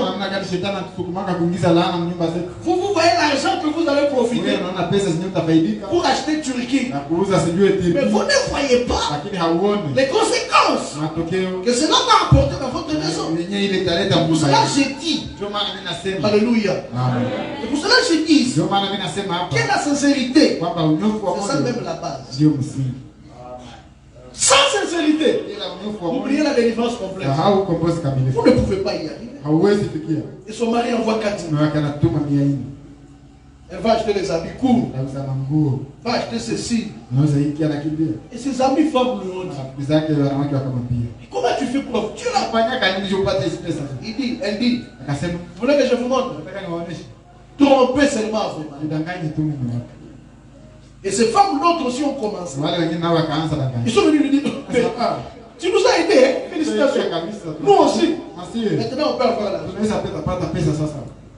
Pas seulement ta famille, mais tu transmets un virus dans les familles d'autrui. C'est ce qui s'est passé pour notre prophète. Lorsqu'on lui a appelé au téléphone, le téléphone a sonné. Il était là quand le téléphone a sonné. Il dit à sa femme, dis-leur je ne suis pas là. Que Dieu nous aide, même moi-même aussi. Dis-leur je ne suis pas là. Et il s'est éloigné, il est sorti. Et sa femme a dit, mon mari n'est pas là. Parce que frère, pourquoi justifier une faute? Quand le téléphone a sonné, il était là. Mais quand sa femme décroche, parce que celui qui a dit à sa femme de décrocher, de dire qu'il n'est pas là, il est sorti. Effectivement, il était sorti. Mais il était là quand le téléphone a sonné. Et Joseph étant enfant a vu ça. Il n'a rien dit. Et un autre jour, le téléphone sonne. C'est Joseph qui prend le téléphone. Et il met la main sur le répondeur. Il dit, papa, que je dise que tu n'es pas là. Vous comprenez? Qui a compris? Voilà comment Branham lui-même a voulu détruire son fils par un manque de sincérité. Mais quand vous mentez, vos enfants sont naïfs. Vous êtes où? Je suis dans la douche. Et vous prenez de l'eau, vous renversez. Tu n'écoutes pas. Tu as même perdu froid, tu ne te laves pas. La douche n'est pas différente. C'est grave. Vous justifiez toujours. Et les jours passent. Toi-même, tu oublies. Mais Dieu n'a pas oublié ça. Pourquoi? Il n'y a pas quelque chose qui a réparé ça. La seule chose qui puisse arrêter la colère de Dieu, c'est une repentance. Une repentance. Vous ajoutez sincère. Laissez-moi terminer le paragraphe. Josué, c'est un conseil. Après qu'il a traversé dans le pays, Dieu lui a fait la promesse. 3 points. Pensez un peu. Il a combattu pendant une campagne complète. Sans perdre un homme. Sans même une égratignure. Sans qu'il y ait besoin d'une infirmière. Ou de premier soin. Ou d'un pansement. Amen. Dieu a dit, le pays t'appartient. Amen. Va combattre. Pensez-y. C'est battre pendant toute une campagne. Et il n'y a pas de poids rouge dans les parages. Il n'y aura personne de blessé. Voilà, c'est consiste. Ils ont tué les Amoréens et les Étiens. Il n'y a pas eu un seul blessé parmi eux. Jusqu'à ce que le péché entre dans le camp. Une fois quelqu'un a pris ce manteau de chiméa et ses lingots d'or et qu'il les a cachés sous son campement, le lendemain, ils ont perdu 36 hommes. Dieu leur avait dit. Et si Kabokei au Simba eloko à tes amants au Simba eloko, même dans la vie de nous chrétiens comme ça, il y a des interdits qu'au Simba la Bible touche pas ça. J'ai des problèmes. Faites attention. Ne touchez pas. Frère, soeur, dada, Dieu Mungu les a honorés akawaheshimisha quand ils n'ont pas touché. wakati hawakugusa. Mais quand ils arrivent ce jour-là là-bas, Ile siku wakati wanafika pale, faut me dire que Dieu n'a même pas permis qu'il y ait une écature. ndugu anasema Mungu hakuruhusu hata kukoa kitu hata vile Il vile. n'y avait pas d'hôpital, il n'y avait pas de croix rouge. Hakukuwa croix rouge. Ils n'en avaient même pas Wala besoin. hawakuhitaji ile. Parce que Dieu était leur protecteur. Mungu alikuwa mlinzi wao. Mais la loi de Dieu est toujours accompagnée des conditions. Lakini sheria ya Mungu kila mara inasindikizwa na shuhuda. Si tu obéis à ma voix, Kama unatii sauti je yangu, te bénirai. nitakubariki. Si tu désobéis à ma voix, Kama unavunja sauti yangu, je ne te bénirai pas. nitakubariki. Il est parti toucher. Akaenda gusa. Et lorsqu'il a touché le lingot d'or, Alipogusa ile chombo ya dhahabu, il n'a pas encore vendu ça. bado haya Il ilishisha. est parti les cacher. Akaenda iweka kwanza. Pour que peut-être qu'après la guerre, Kusudi baada ya vita, Josué n'a pas vu. Yoshua hakuonaka. Alléluia. Amen. Josué n'a pas vu. Yoshua hakuonaka. Ils n'ont rien vu. Hawakuonaka kitu. Lui-même est Dieu. Yeye peke Mungu. Frères et sœurs, Ndugu na dada. il est parti voler. Akaenda Il est parti cacher quelque part. Akaenda ficha fasi Mais moja. il est revenu. Akarudia. C'est que je ne comprends pas moi. Kenye sielewe mie. Moi, Junior Lise. Mie junior. C'est que je ne comprends pas. Kenye sielewe. Au lieu que lui-même puisse mourir Peke njoo akufe. dans ce combat, Mwa ile vita. c'est 36 innocents Watu makumi tatu na sita bila hatia. qui ne savaient même pas ce que lui avait fait. Hawakujua hata wenyewe huyu alifanya. Et qui n'étaient même pas membres de sa famille. Hawakuwa wanamemba wa jamaa yake. Frères et sœurs, Josué regarde. Yoshua anaangalia. Le capitaine Philippe tombe. Kapiteni Filipo anaanguka. Le lieutenant-colonel Foulani tombe. Na koloneli fulani anaanguka. Monsieur Verves tombe. Bwana Bebesa anaanguka. Josué dit replie, replie, replie. Amurudie nyuma. Le peuple d'Israël n'avait jamais replié. Wana wa Israeli kama walikuwa C'était la première fois Ndio ilikuwa mara ya que kwanza le peuple de Dieu kwa taifa la Mungu combattait sous la puissance de Dieu wanapigana chini ya et nguvu za qui Mungu. voit ses élobés mourir. Naona wale masudia Josué dit reculez. sema mrudie. Il y a quelque chose qui ne va pas quelque Unashika part. watu akiendeke kasi fulani. Et ils ont reculé. Na wakarudia nyuma. Ils ont reculé. Wakarudia nyuma. Josué dit Yoshua akasema nous convoquons un jeune solennel. fanya mafungo kwa jumla zote. Josué dit monsieur Dieu, Yoshua akasema Bwana Mungu Dieu nous a promis ulituahidi la victoire. ushindi. Mais qu'est-ce qui se passe? Sasa nini ambayo inapitika? Pourquoi on a perdu les Kwa innocents? nini tumepoteza watu wasio na Seigneur, ce n'est pas possible. Bwana haiwezekani. Tes paroles sont infaillibles. Neno yako haiwezi shindwa. Depuis Égypte, Tangia Misri nous sommes vainqueurs. sisi ni Mais washindani. un petit pays comme lui, Katika nchi kidogo kama vile qu'est-ce qui se passe? nini napenda Tu as dit Josué, Mungu akamwambia Yoshua, tais-toi. funga kinywa. Mais qu'est-ce qui se passe? Nini napenda kutika? Qu'est-ce que j'avais dit? Nilisema nini? Alléluia. Josué, Yoshua, arrête. nyamaza. Jamais dit. Nilisemaka Ne touchez pas. siguse. Pourquoi Kwa nini m'avez-vous désobéi? umekosa kunitii? Qui a fait ça? Na nani mwenye Il amefanya? a appelé la maison de dons. Kaita nyumba ya mazao. Il dit les gens de dons venez. Watu ya zawadi mkuu ya Nous allons faire un test. nataka fanya kitu. Nous allons voir qui a fait ça. Tuone nani mwenye Et alifanya. celui qu'on va attraper. Mwenye tutapata. Alléluia. Amen. Ils ont commencé à chercher. Kaanza tafuta. Ils sont venus dans telle famille. Akaingia mjamaa. Dieu dit ce n'est pas ici. Wakasema haiko hapa. Mais dans cette famille-là, il y avait des démons. Mama ilikuwa Ils sont partis dans une autre familia famille. mwingine Jusqu'à ce qu'ils arrivent dans la famille d'Akan. katika jamaa ya Akani. Jusqu'à ce qu'ils arrivent dans la tribu. Mpaka wafika katika D'accord. kabila ya Akani. Tribu nous a donné famille. Ile ikatupatia na jamaa. Famille nous a donné Jamaa l'individu. ikatupatia mtu. Et Josué lui a dit, mon fils, Sema mwana wangu. pourquoi? Kwa nini? Pourquoi? Kwa nini? Pourquoi mon fils? Kwa nini mwana wangu anafanya? Akan, Gani? tu n'avais pas entendu ce que tu as fait. Usiaka yenye Mungu alisema hapa. Tu l'avais entendu. Wewe unasikia. Mais pourquoi? Kwa nini? Pas toi. Kwa nini wewe? Pourquoi? Kwa nini? Tu vois ce que tu as fait. Unaona venye umetufanyia? Maintenant, passe là-bas. Pita kule. Pas seulement toi. Hapana tu wewe. Ta femme. Bibi yako. Est-ce que c'est sa femme qui l'a mis dans le Bibi pays? yako ndio mwambie ndio. Tes enfants aussi. Watoto yako. On les a lapidés Wakabaua. et on les a brûlés. Wakachoma. Mes frères, Ndugu zangu. désobéir les Israéliens. Kuvunja neno la Mungu na kwa Mais payer pour ça. lakini kulipa juu ya hiyo. Parce que je peux dire le prophète. Ndio naweza sema nabii. Frère Branham dit ceci. Ndugu Branham anasema hivi. Il dit, Josué a dit stop, stop. Mtu akasema msimame. Un instant, il y a quelque chose qui cloche. Kitu ambacho Il y akiendeka. a quelque chose qui cloche. Na kitu ambacho akiendeka. Nous allons publier un jeûne de 7 jours. Tangaza mafungo ya siku Dieu saba. nous a fait la promesse promesse qu'on ne nous ferions aucun mal. Mungu ametupatia ahadi ya kwamba hawatatufanyia hata mabaya. Ceux qui ont connu la vie là, Kama unaona maisha yako, makambo sengena keke ndeboy. mambo ilibidi iende hivi. Et comme ils ont ndeboy, Kisha inaanza enda hivi. tellement. Simama. Seigneur, ce n'est pas possible. Bwana Ce haiwezekani. n'est pas ce que tu m'avais promis. Dieu ne t'a pas promis la défaite. Kwa kuahidi Il y kushinda. a deux choses. Kuna vitu viwili. Soit c'est une preuve, Au ni soit jaribu, c'est une punition. au ni hukumu.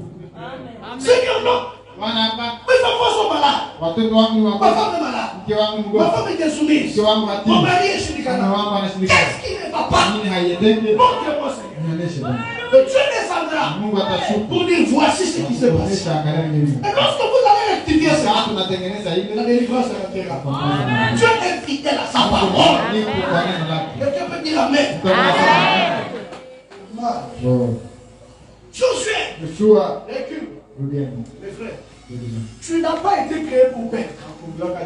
Tu as été créé pour vaincre. Ukiwa ili ushinde. Et quand tu commences à passer de défaite en défaite, Wakati unaanza shindwa na kushindwa, non, il y a quelque chose qui ne va pas quelque part. hakiendeki basi bwana. J'avais dit un jour ici. Semaka siku moja. Je prêcherai sur cela. Utahubiri juu ya ile kuratibu. Vous ne faites que rêver Tunalozungumza, de mauvaises choses. tunalotaka vitu vibaya Il y a deux choses. na vitu vizuri. Soit ce sont des rêves imaginaires. Au ni mandoto tunakuanzia. Mais quand un rêve se répète, Wakati ndoto inarudia. aujourd'hui ça vient, Leo inakuja. demain ça vient, après 2 jours ça vient. Kesho yake tena inakuja. Ne négligez pas ce songe-là. Usisahau ile ndoto. Allez voir votre pasteur. Ndio na mtumaji. Mais qu'il soit aussi spirituel, hein, Wewe wa kiroho tu. pour découvrir. Ili ya kunduu. Sinon il ne va rien voir. Basi hata mnabii. Et un frère, Huyu mmoja lui il voyait seulement. alikuwa anaona tu Dans tous les rêves, ndoto zote. il voit seulement les excréments. Naona tu mavi. Il rêve 100 jours. Ndoto leo.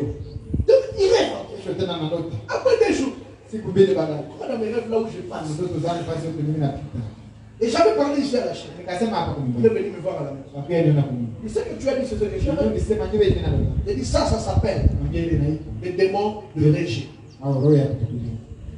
Qui va t'accepter quand tu sens le caca? Tout le monde va Fanya t'accepter. hata kuitika na uko na msamaha. Kila mtu anakukimbia. C'est pour cela que je postule. Ndio maana mimi nataka. On ne peut pas te prendre. Hawezi kuita. Tu sens le caca. Unanuka mavi. Et c'est une malédiction. Na ni laana. Ça signifie une malédiction. Inamaanisha laana. Et venez, je vais prier pour Pia ni toi. kwa. Et j'ai prié. Nitamwombea. Ce songe, ce sont. Ndoto zitakatifu. Et il a eu le caca. Akapata kazi. Il y a une soeur qui est ici. Unalala moja Même hivi. pendant que je parle. Hata wakati kuna. Elle voyait toujours. Naona tu. Elle monte, elle descend là où elle est. Anapanda anarudia tena kwenye ngazi. Quand elle veut sauter, Wakati anataka ruka. il dit mais c'est pas possible. Kama hayo. Et je prêchais sur les songes. Tunahubiri juu ya ndoto. Où les gens disent, nous c'est seulement la parole. Ah, aussi, Nous c'est seulement la parole. si tu ni. La parole seule ne suffit pas. Yenyewe haitoshi. Il faut qu'il y ait quelque chose. Il faut qu'il y ait des choses comme ça. Anaanza kukua vitu ya namna Les hiyo. dons spirituels sont aussi Habari za importants. kiroho nazo ni muhimu. Les dons spirituels, c'est aussi la parole. Habari za kiroho nayo ni neno. Elle m'a expliqué, j'ai prié. Kanielezea Elle nikamwambia. ne fois plus. Elle a commencé à voir le contraire. Hata wana kinyume na vyenyewe alikuwa anaona. Elle veut sauter, elle saute. Elle veut monter, elle arrive jusqu'au bout. Nataka panda mpaka. Tu parles tantôt d'une manière, Anasema kwa namna tantôt d'une autre. au kwa namna nyingine. Quand tu es toujours dans votre village. Wewe unalotaka tuko kule Tu kijijini. habites à Goma. Unaishi Goma. Mais tu es toujours à Nyabiondo. Huko tu Nyabiondo. Toujours Nyabiondo. Nyabiondo. Environnement Nyabiondo. Na mazingira tu ni Nyabiondo kule. Tu vas chercher quoi à Nyabiondo? Unaenda kutafuta nini Nyabiondo? Pourquoi tu n'arrives pas toujours aux États-Unis? Unajua nini hawezi lota hata huko Marekani? Toujours Nyabiondo. Kila siku tu Nyabiondo. Lukwet. Lukwet. Tu fais quoi à Lukwet? Unafanya nini? Aujourd'hui Lukwet. Leo Lukwet. Demain Lukwet. Kesho Lukwet. Après Lukwet. Kesho yake. Toujours dans les champs. Kila siku mshamba. Venez, on va prier pour vous. Peut-être qu'il y a quelque chose qui ne va pas. Wengine kuna kitu ambacho akiendeke pasi. Je ne veux pas en faire une doctrine. Nataki nifanye ile mafundisho. C'est une parenthèse. Ni kupiga tu. Amen. Amen. Mais dites au moins, Sema tu pasteur, mchungaji. quand je dors, Wakati mimi nalala, il y a une maman qui vient me kuna prendre. mama mmoja anapeleka nikamata. Et ça, c'est la Na sorcellerie. hii ni uchawi sasa. Frère, Ndugu, Dieu m'a donné la puissance Mungu amenipatia nguvu pour chasser même la sorcellerie. kufukuza hata uchawi.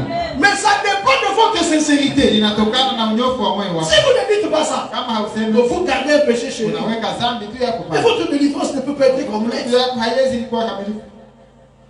Vous pouvez l'ongler là-bas. On est à combien il vit pour la couper par Parler avec les gens, les qui te disent ceci, ils t'amènent comme on ça. arrive même à voir. Pourquoi tu m'amènes ici et là? C'est pas tout direct. Dis seulement directement. Pour ça, il dit. Et que nous puissions t'aider. Amen. Amen. Fais maintenant continuer. continue, il dit, Ndugu Branham anaendelea kusema,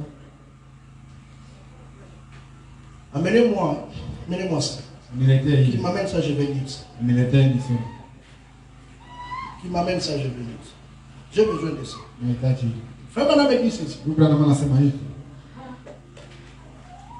Dieu nous a fait la promesse Mungu alitupatia qu'on ahadi ne nous ferait aucun mal. kwamba hawatatufanyia mabaya yote. Écoutez, Sikia. Dieu nous a fait la promesse Mungu ametupatia ahadi que nos ennemis tomberaient sous nos pieds. kwamba adui zetu wataanguka chini ya miguu yetu. Frères et sœurs, Ndugu na dada, comment le diable va-t-il me vaincre? namna gani shetani atanishinda? Si le diable arrive à me Na vaincre, kama shetani anafikia kunishinda, cela veut dire ni kusema il y a un problème quelque kuna part. shida fasi fulani, Parce que la promesse de Dieu m'a dit, sababu ahadi ya Mungu j'ai iliniambia la victoire et le pouvoir sur ça. niko na ushindi na mamlaka juu ya shetani. Si le diable arrive à me mettre à genoux, Kama shetani anaweza kunipigisha magoti, j'ai laissé Dieu quelque part. sema nimeacha Mungu fasi fulani. La sincérité. Unyofu. Est-ce que Dieu est en train de parler à quelqu'un? Je, Mungu yuko anasema na mtu? Est-ce que Dieu est en train de parler à Je, quelqu'un? Mungu yuko anasema na mtu? La sincérité Unyofu nous manque, inatukosea nous les gens du message. sisi watu ya ujumbe. Dites seulement la vérité. Sema tu ukweli. On a honte. Unakuwa na haya, Celui qui aura honte de moi, ndiye atanisikilia haya, j'aurai honte de lui. nitamsikilia haya. Vous allez voir quelqu'un qui prêche puissamment. Kanahubiri kwa nguvu. Mais si Dieu vous révèle ce qu'il Kama fait, Mungu anakufunulia venye anafanyaka, il y a des pasteurs aujourd'hui kwa wachungaji qui sont des leo magiciens, mchawi, des sorciers, mfumu, mais ils ne sont pas sincères. ni hana unyofu. Des gens comme ça ne devraient pas être lâchés. Watu haina hangepaswa kuwa Mais le kumiliki. manque de sincérité Tuna kukosa unyofu leur donne inawapatia l'audace de venir à la chair. hodari ya kupanda kumiliki. Et il dit, Jésus est vivant, Sema Yesu ni hai. sorcier tout fait. Mchawi wa Il kweli. n'est pas encore délivré. Haya gombolewa. Il n'a pas encore changé. Wala haya badilika. Mais il prêche aux gens les changements. Anahubiri watu Si mabadiliko. moi je ne suis pas encore changé, Kama mimi si abadilika. toi tu vas espérer changer comment? Hiyo utatumainia kubadilika. Tu ne peux pas changer. Hauwezi. Comment tu vas changer? Utabadilika. Moi-même je n'ai pas encore. Moi qui te prêche les changements, Kuhubiri mabadiliko. je n'ai jamais changé. Si abadilika. Comment toi tu vas changer? Utabadilika wewe namna gani? Oh, j'ai le Saint-Esprit. Oh, niko na Roho Mtakatifu. Toi-même tu sais que tu n'es là pas. Wewe peke unajua hauna. Amen. Frère Branham dit ceci. Abraham anasema Pendant hivi. 57. Na 15 na 7. Pourquoi sont-ils morts? Basi kwa nini wakakufa Ces hommes innocents. kama watu wasio na hatia? Merci. Sana.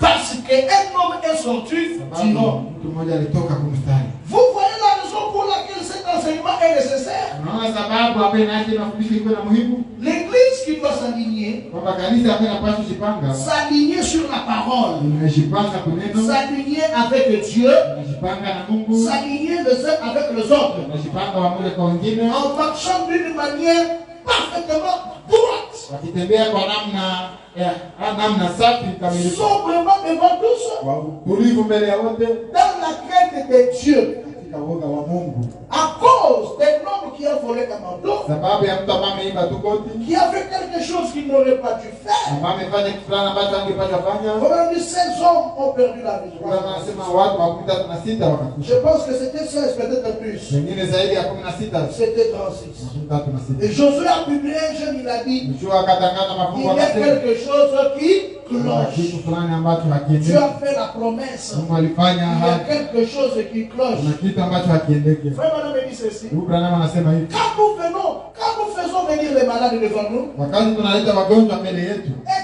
qu'ils ne sont pas guéris, na ikiwa hawapone, il nous faut publier un jeûne, inatubidi kutangaza mafungo kwa jumla. convoquer une assemblée. Kufanya kuita Il kusanyiko. y a quelque chose qui cloche quelque Kuna part. kitu hakiendeki fasi fulani. Dieu a fait la promesse. Mungu alifanya ahadi. Dieu doit se tenir à cette promesse. Anapaswa shikamana na ile Et ahadi. il s'y tiendra. Na kweli atasimama Alors pale. il a publié un jeûne. Hivi akatangaza mafungo. Ils ont découvert. Wakatambua, Ils ont tiré au sort. wakapiga kura Et Akan a confessé. na Akani akapiga. Ils ont tué Akan Wakaua Akani avec sa famille. na jamaa yake. Et tout. Na wote Ils ont brûlé leurs cendres. wakachoma na majivu yao Et ils les ont laissés là comme monument. na wakawaacha pale kama vile mambao ya matangazo. Et Josué a tout simplement continué à combattre. Joshua akaendelea En pigana s'apparant de tout, shika yote sans une égratignure, bila tena kuumizwa ni blessure. wala kidonda chochote. Maintenant, dans la prédication, Sasa katika mahubiri une église séduite par le monde. Kanisa ambayo imedanganywa na ulimwengu. Non, non, l'église est sans condition. Au kanisa na hali yake. Paragraphe 160. Mstari 116. Je peux lire? Naweza soma? Surveillez le mouvement des enfants. Mguze mwendo ya watoto. S'il vous plaît. Mwomba. Il dit, c'est ça le problème avec les gens qui ne reçoivent pas le Saint-Esprit. Nasema ile ndio shida yenyewe iko na watu ambao wapokea Roho. Quand ils se font baptiser. Wakati Est-ce wanabatizwa. que vous écoutez? Je mnasikia? Ils ne se répandent pas complètement. Kwamba hawatubu kikamilifu. Dieu essaye de leur donner le Saint-Esprit. Mungu anajaribu kuwapatia Roho Mtakatifu. Il veut que vous soyez doux. Anataka Roho Mtakatifu anataka mpendwa na kakimya. C'est la raison pour laquelle Ndio sababu ambaye vous vous élevez avec le même égoïsme dans votre cœur. Unaweza simama na ile uchoyo ndani ya moyo. Pourquoi? Kwa nini? Parce que votre repentance n'était pas complète. Toba yako haikuwa kamilifu. Est-ce que vous me suivez? Je mnanifuata. Il dit ceci. Anasema hivi. Il se peut que vous vous releviez en criant. Inawezekana usimame kwa kutoa sauti. En parlant en langue. Usema kwa lugha. Ou autre. Au namna nyingine. Cela ne vous ferait pas avoir le Saint-Esprit. Haitakufanya upokee Roho Mtakatifu. Vous devez vous relever de là en étant une personne différente. Unapaswa simama pale ukiwa mtu tofauti. Et vous pouvez continuer toute la citation. Pale unaweza endelea na Pour tout le paragraphe. au mstari yake. Si les gens ne reçoivent pas le Saint-Esprit aujourd'hui, Kama watu hawapokea Roho Mtakatifu leo. c'est parce qu'au moment de la repentance, ils n'ont pas été sincères. Hawakuwa na nguvu. Vous allez prêcher puissamment, Unahubiri kwa nguvu. pensant que Ukiwazia votre prédication est entrée à la tête des gens. mahubiri yako iko inagusa watu. Et vous voyez même les gens pleurer. Unaonesha na watu wanalia. D'autres personnes pleurent. Watu wengine wanalia. Ils sont sensibles. Ndio wanakuwa tumepesi. Comme lui pleure, Na hivyo analia. comme les enfants. Comme maman pleure, Hivi mama analia. il regarde maman. Unaangalia mama iko analia. Maman, Mama. maman dit, Mama analia. Mama analia. ah, il pleure pourquoi? Wewe uko unalia je? Parce que maman pleure. Si nishu mama iko analia. Nous, quand on était enfants, Sisi wakati tuko watoto. on voit les grands frères qui sont en train de lire. Unaona wakubwa wetu kwa wanacheka. Nous, on n'était même pas là. Si hatuko hata Et ils ndani. rigolent. Wanacheka. On sait que la nous aussi. Na sisi tunacheka. Mais vous riez quoi? Unacheka na mimi. Unajua nini? On rit parce que vous Si nishu na wewe umecheka. Donc vous pleurez parce que tel pleure. Wewe unalia sio mwingine Parce analia. que vous avez senti quoi dans votre vie? Umesikia nini mroya? Des gens qui partent au baptême parce que Watu wengi wanaenda batiziwa shuru. tel est passé. Fulani amepita.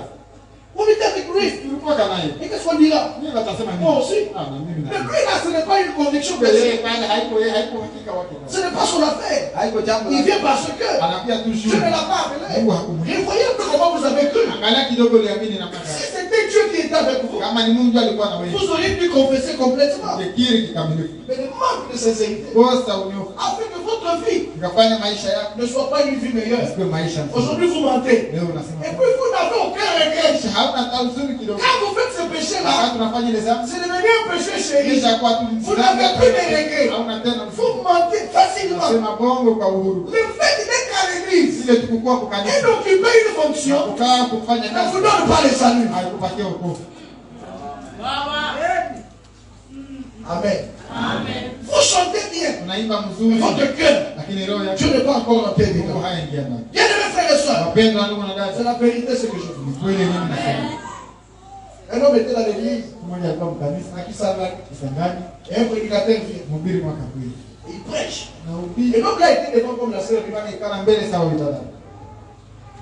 Et l'homme là, il pleure. Siko nalia, Il regarde le prédicateur. anaangalia mhubiri. Analia. Il regarde le prédicateur. Anaangalia mhubiri.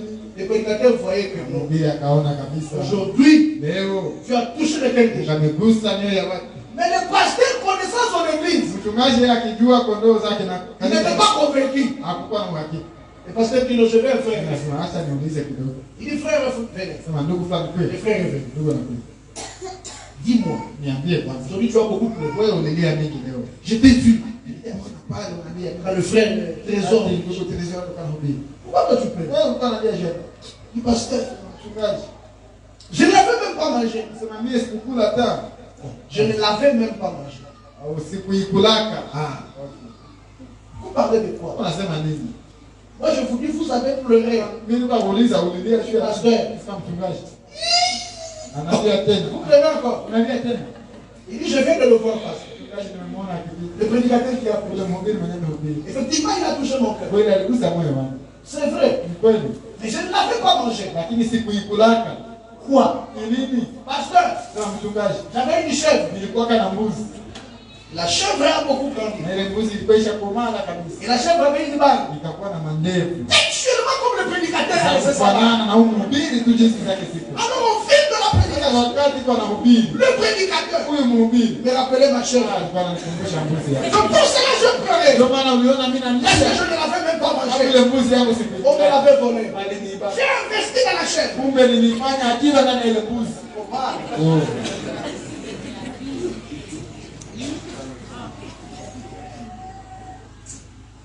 Je voudrais qu'on tire une leçon. Nataka tutoshe somo ndani. Tout celui qui pleure Kila mwenye analia. n'est pas touché. Hayo kusema anakuja. Jésus a dit, Yesu alisema. ceux qui m'appellent Seigneur, Seigneur, Watu wanaoniita Bwana Bwana n'interrompent pas tous. sio wataingia. Mais Lakini celui-là, yule tu Jésus commence par le pluriel, Yesu anaanza na wingi mais il singularise. kisha anamaliza na mmoja. Il enlève. Anatosha Il ne dit wingi. plus c'est ceux qui font. Aseme tena wale Il wanaofanya. dit celui-là seul Yule pekee qui fait la volonté de mon Père. fanya mapenzi ya C'est Baba. celui-là qui entrera dans le royaume de Ndiye Dieu. ataingia katika Mes ufalme. frères et mes soeurs, Ndugu na dada zangu. manque de sincérité. Kosa unyofu. Les gens ne sont plus sincères. Watu hawana tena unyofu wa La Mungu. hypocrisie a remplacé la sincérité. Imeshaingia katika ufalme. C'est pour cela que nos vies ne changent Maana pas. maisha yetu haibadiliki. Nous avons encore la haine. Tungali na chuki. Au lieu de dire à ses frères, Kuliko tuambie ndugu, mes frères, ndugu, Dieu ne m'a pas encore fait arriver Mungu haya nifikisha au niveau où, kiwango amen, je peux t'aimer à 100%. ambapo naweza kupenda 100%. Je t'aime, Nakupenda, mais je ne t'aime pas. nakupenda. Prie pour moi Niombee pour que je commence à t'aimer. ili nianze kupenda. Moi, je préfère évoluer avec quelqu'un. Kama kuendelea na mtu wa hivi. Et quelqu'un qui me dit qu'il Ndio m'aime, kama mwana ananiambia ananipenda. donc il n'est pas sincère. Nakumbe hana Mungu. Frère Madame a baptisé quelqu'un.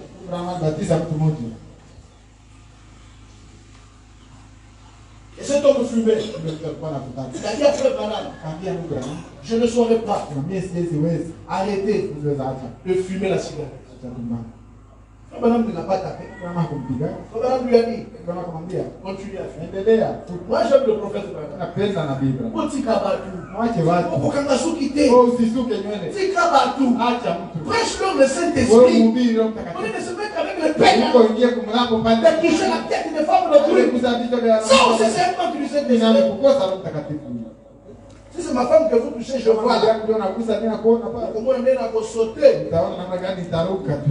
On peut attendre souple. Kumbe hivi anakuwa kama pesa. Comment des gifles. Napata kwanza mimi. Bien fait. Shemasi.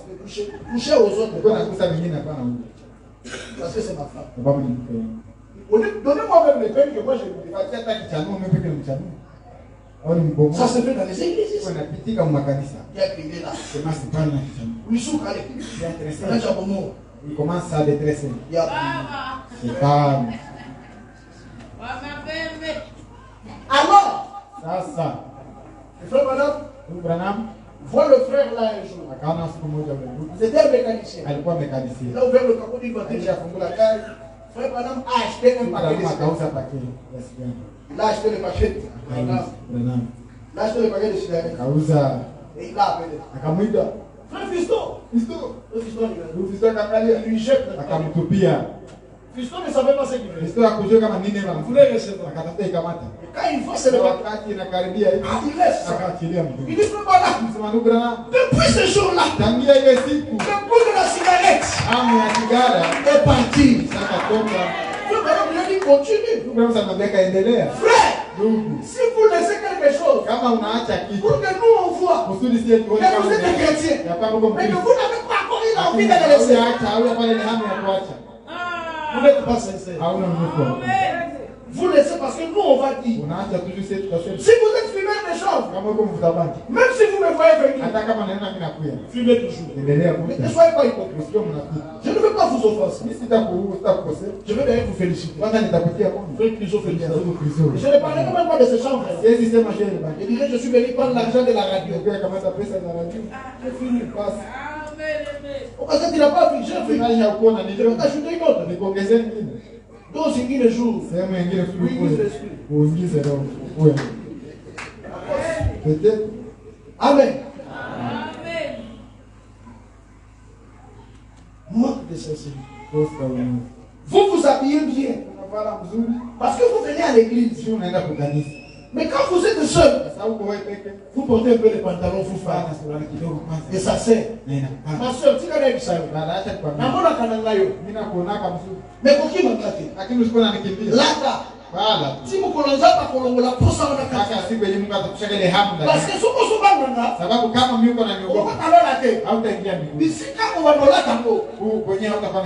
là où je ne suis pas là. Toi-même, tu te fais du mal. Il y a des gens que Dieu a délivrés. Parce qu'ils étaient sincères. Je ne veux plus mentir, Seigneur. Moi, je mens. Je mens. Je ne veux plus mentir. Moi, j'ai mis l'eau de la chaîne. Et puis Jésus a dit, si on te frappe sur la joue gauche, présente la joue droite. Mais moi, j'ai dit, moi, pasteur Junior, je ne suis pas encore à mesure de vivre ça. Parce que si tu me gifles ici, ça dépend de... Parce que on a consommé cela.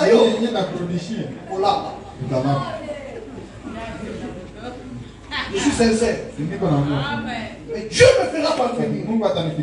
À ce qu'un jour on me gifle ici, je dis ta peur et je tombe même pas.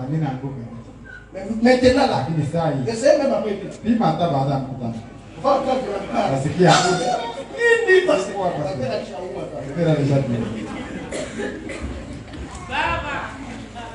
Gloire à Dieu. Soyons ce que nous sommes. Un musicien a dit Zalayo.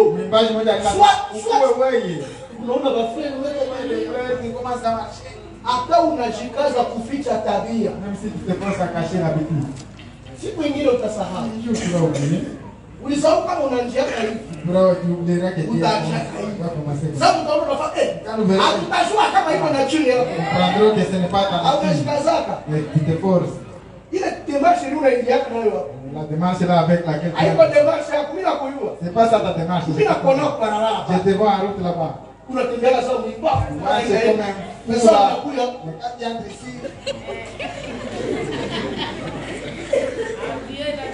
Ça c'est de l'hypocrisie.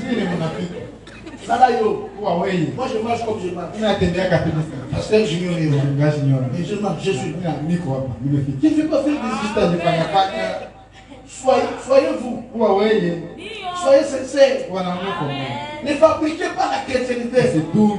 Mais demandez à Dieu de vous faire parvenir à la chrétienté. Et la chrétienté n'est pas une image extérieure.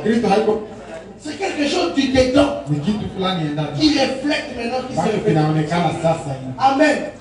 Soyez chrétiens. Quand vous êtes faible, ne montrez pas que vous êtes fort. Mais priez Dieu pour qu'il vous donne la force d'arriver à la perfection. Amen. Je ne dis pas aller pécher sciemment. Non. Je dis faites un effort. Oui, vous avez aussi un effort. Il dit, il y a des gens qui disent, Seigneur, qui a enlevé l'effort? Il dit, Dieu ne viendra pas enlever l'effort si vous ne commencez pas à haïr le point. Le point de départ est une délivrance.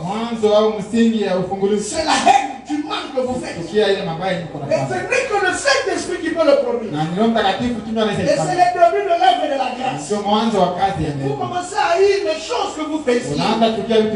Quand vous mentez, vous êtes mal à l'aise. Mais quand vous mentez, vous êtes à l'aise. Quand vous trompez, vous rigolez. Même si tu tombes ici, rien ne s'est encore produit à toi. Le Saint-Esprit, quand tu commets une erreur, ton cœur sera attristé. Ça une preuve. Tu as injurié ton mari. Tu ronfles aussi. Une fille de Dieu n'aura pas sommeil. Je sais ce que j'ai dit. Elle ne va pas dormir. Elle va arranger avec son mari. La Bible dit mets-toi en colère. Mais Nicolas l'a nakanda. Et tu viens avec ça. Tu vas nous amener le non-exaucement à la prière. Les malades vont mourir ici. Je fous la sourd à toi. Je ne vais même pas manger. Tu ne vas pas manger pourquoi? Allez, tu cannes. Ah bon? Yesu tout. Jesi. Ma fille, Mchabaka. alors il dit ça va. Nasema uwasa. Voilà quelqu'un qui avait le Seigneur. Kila mtu alikuwa na roho mtakatifu. Mais toi tu te fâches. Unakasirika. Oh, il m'a dit je suis mince. Kwa niambia mimi nakunda. Unakuwa mnene Sasa sasa. unanenepa kabisa. Sio kwa tu Unakonda tu. akiende. Kila nini umbe shida au ulete shida kwenye hakuna. Tais-toi, pas de la voix. Nyamaza, endelea. Nous sommes en train de partir au Sio ciel. tunaenda mbinguni. Est-ce que je dis la vérité? Unasema kweli? Nous sommes en train de partir quelque part. Tunaenda fasi fulani. Et un enfant de Dieu Na mtoto wa Mungu doit être sincère. anapaswa kuwa na Mais mwaminifu. frère, quand vous n'aimez pas quelqu'un, Ndugu, wakati haupende mtu, dites-le lui. mwambie. Frère, ils ont attaqué la canaille. Mimi natembeaka na wewe, lakini mimi sikupendaki. Vous y faites semblant. Ne fais pas semblant. Choussou, il est Que les poisons vont entrer. Accouiller, accouler, vous Viens gardez. de manger. Mais vous n'êtes plus châtié à Et l'ignorer. puis il y a déjà mis autre chose.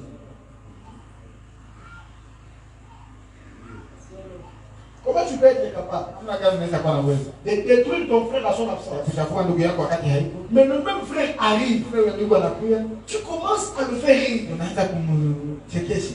Ce n'est pas ça double face. Hii haiko ndio sura mbili hizi. C'est ça non? Njoo hii. Tu ne l'aimes pas. Au mpendaki.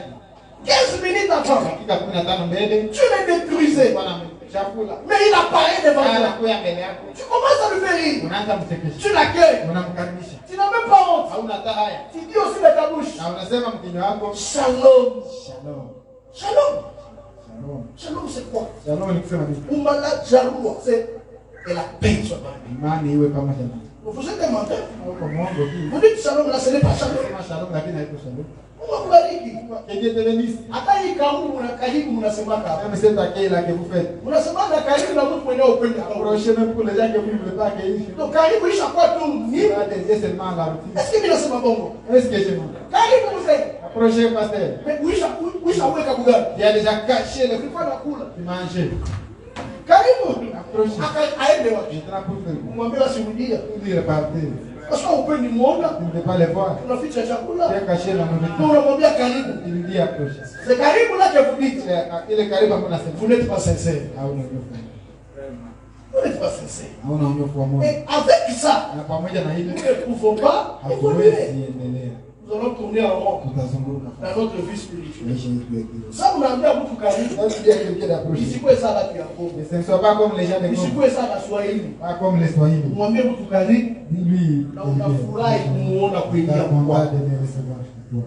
Ile karibu itoke mlongo. Que cet accueil vienne piquer. Isikuwe karibu na midomo. Ce ne soit pas seulement de lèvres. Parce que ce moment-là kama ni ya midomo. Vile wakati kama ni kidogo, Uko munafiki.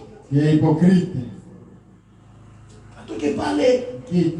Sasa unamuona. Quand il est Mungu pas, akubariki. ah, que Dieu te bénisse. Mungu akubariki Dieu frère. te bénisse. Na ulisha kuchafua Tu as pale. essuyé ici. Il a même dit des choses qu'il n'a pas fait. Shasema na vitu vyenyewe peke yake kufanya. Et vous vous appelez quand même Na chrétien. unajiita tu Mkristo. La sincérité Nyofu. est une base Msingi. pour la délivrance totale. Uweze kamilifu. Même quand vous partez être baptisé, Hata wakati unaenda batizo, vous commencez à faire des repentances superficielles. unaanza tubu, tutu. Il m'a touché seulement ici. Mungu alikusaka tu hapa. Il m'a rien fait. Akufanyaka kitu. Il m'a seulement embrassé. Mungu alikumbatiaka Mais il tu. m'a rien fait. Akulifanyaka kitu. Vous pensez que vous me trompez, moi? Nawaza mingi uko nadanganya. Au jour du jugement, Siku ya hukumu, Dieu montrera. Mungu ataonyeshaka. Et ces péchés-là, Na ile zambi, même si vous entrez dans l'eau hata kama unaingia mmaji, et que vous sortez mouillé, na unatoka umelowana, vous n'êtes pas pardonné. lakini hausamehewe. Parce qu'il y a un mensonge que vous venez de semer Kuna là-bas. Mungu wenyewe umeficha pale. Est-ce que quelqu'un a compris? Je kuna mtu ambaye ameelewa Vous pouvez voter. na inalisha vitu. Réfléchissez sur votre vie. Fikiria kwa njia yako. Combien de fois Mara ngapi je n'ai pas été sincère? kuwa na unyofu? Combien de fois Mara ngapi j'ai menti ulisema bongo sans aucun regret, bila huzuni hata kidogo, sans condamnation? bila hukumu? Je rigole, Nacheka, je chante, naimba, mais je ne suis pas sincère. lakini sina unyofu. J'ai parlé en mal de mon frère. Nimesema ndugu yangu mbaya, Aussi longtemps que je n'ai jamais réparé ça. wakati yote sitengeneze ile. Et toi, ma soeur, Na wewe dada, tu n'as pas été content d'un comportement d'un frère ou d'une soeur. haukufurahia maneno ya ndugu Au wako. lieu d'aller lui parler lui-même, Niko uende mwambia yeye tu pekee. parles aux autres. Unaambia ndio Tu mtu. détruis ta propre soeur Unachafua dada yako. avec qui nous allons au ciel. Ambaye tuko naenda naye Si mbinguni. elle avait fait quelque chose qui ne t'avait pas arrangé, Kama alifanya kitu ambacho pourquoi hakikufurahisha. ne pas aller la voir, c'est la soeur? Kwa nini usiende muona yeye peke. Pourquoi avoir parlé à quelqu'un Kwa nini d'autre? mwambie mtu mwingine? Est-ce que tu ne peux pas rappeler après culte ici? Hawezi mwita baadaye Elle lui demandait pardon. na muombe huruma. Elle a fait importance. Matoba ya kweli. Appelle aussi les gens chez qui tu es parti dire ces Kwa choses. watu wenyewe uliniambia ile mambo. Et aussi va leur demander pardon. Na hao wenye waomba msamaha. Parce que tu voulais la chafoua. Keti les aspi Tu Yesu. ne devrais pas leur dire ça. Haungepaswa na waambia ile. C'est toi qui tu n'étais pas d'accord. Kama haukukubaliana naye. Il fallait garder dans ton cœur. Niomba uweke ndani ya Et moyo wako. prier pour l'autre personne là. Na uombee ule mtu Mais mwingine. au lieu de te taire, Lakini kuliko allez voir cette personne. au kwenda ona ule. Tu es parti parler aux autres. Kaenda ambia. Et vous qui les avez écoutés, Wenyewe wenyewe mlisikia. vous aussi, Na nyie allez demander pardon chez la personne là. naomba huruma kwa ule mtu. C'est ça la sincérité. Njoo mnyofu. Sœur, Sasa telle sœur est venue nous parler en mal de toi. fulani akatambia Nous mbaya. avons écouté ça. Tulisikia Mais nous n'avions pas le droit de l'écouter. lakini hatukuwa na haki ya Nous venons te kusikia. demander pardon. Tunakuomba huruma. Parce qu'on avait aussi commenté. Sababu na sisi Même tulisema si tu n'avais pas commenté, hata kama hakusema le fait d'avoir écouté kusikia tu le mal de quelqu'un d'autre, mabaya ya mtu mwingine tu dois les réparer. unapaswa tengeneza. Parce que tu n'avais pas le droit de les écouter. Sababu hakukuwa na haki ya kusikia. Frère, Ndugu, soeur, dada, ce n'est pas tout le monde qui va aller au ciel. haiko kila mtu ndio ataenda mbinguni. Je prêche aux enfants de Dieu Tuko na ubiri watoto wa Mungu qui vont se repentir, ambao watatubu qui seront sincères. na kukuwa na unyofu. Est-ce que Je, ce que tu as fait, yenyewe ulifanya, ce que tu avais dit, yenyewe ulisema ne constitue pas un blocage dans ta vie spirituelle? iache kuwe kizuizi katika maisha Est-ce que tu ne yako? reviens toujours pas à la case de départ? Je, hauko narudia tu Parce que tu kumbuka. as commencé à écouter les viles propos du diable. Sababu ulishaanza sikia maneno ambayo ina maana ya Où est shetani. l'onction que tu avais avant? Upako yenyewe ulikuwa nayo zamani. Parce que tu as commencé à écouter les bêtises des autres. Sababu ulianza sikia machafuko ya Tu wengine. n'en avais pas le droit, mon frère et soeur. Ile haki ndugu na dada. Donnez-moi la note de j'abandonne le tout. Natia wimbo na mimi naambia mimi nakupa. Si vous sentez Kama unahisi que le Seigneur vous a parlé, kwamba Bwana amesema na wewe, si j'étais à votre place, kama ningekuwa nafasi yako, j'allais courir à la chair en pleurant. ningekumbia hapa kumibara nikilia. Que Dieu te bénisse, bien-aimé. Ninakubariki mpendwa. Que Dieu te bénisse, frère Richard. Ninakubariki ndugu. Que Dieu te bénisse, bien-aimé. Que Dieu te bénisse, ma soeur. Ninakubariki dada. Que Dieu te bénisse. Ninakubariki. Que Dieu te bénisse, bien-aimé. Ninakubariki. C'est pour cela que tu ne changes pas. Ndio maana ubadiliki. Parce que l'ennemi n'a pas été bon. Sababu mwanzo alikuwa Tu ne t'étais pas repenti complètement. mdogo kufika mbinguni. Même si tu étais tombé, Hata kama tu ulianguka, n'avais pas reçu le Saint-Esprit. ina ukupokea kama mtakatifu. Combien de fois nous tuons les gens? Mara ngapi tunaua Quand watu nous parlons en mal d'eux. wakati tunasema Oh, presque toute l'église kanisa lote est en train de venir. ndio inakuja. Vous savez que c'était vous qui avez déplacé l'objet. Ulijua kwamba ni wewe njoo Mais vous avez dit aux gens que ce n'était pas vous. kaambia watu haiko wewe. Et vous pouvez réparer ça. Unaweza tengeneza Manque de sincérité. kosa unyofu. La sincérité est une clé. Unyofu ikiwa fungulo, La sincérité. unyofu, La sincérité. unyofu.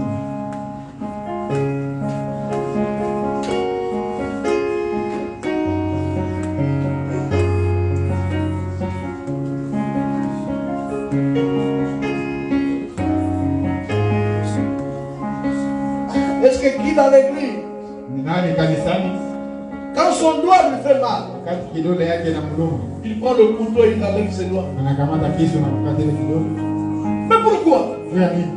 Quand mon frère, Wakati ndugu yangu dans le message, katika ujumbe qui est un autre moi, ambaye ni muhimu ni a commis une erreur, wakati anafanya kosa, pourquoi je ne peux pas supporter? mimi siwezi Parce que kuvumilia. moi je ne commets pas des erreurs. Mimi sifanyiki makosa. Comment tu t'étais marié? Namna gani uliolewa? Comment tu avais commencé? Namna gani ulianza? Comment tu avais cru au message? Namna gani uliamini ujumbe? Et ceux qui sont restés derrière, Wala kwa mtakia nyuma et qui ne sont pas malades, na wagonjwa qu'ils se lèvent. wasimame.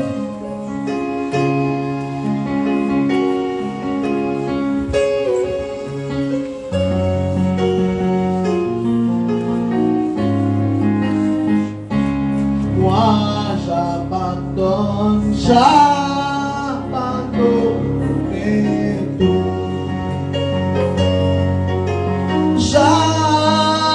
J'abandonne tout. Ma vie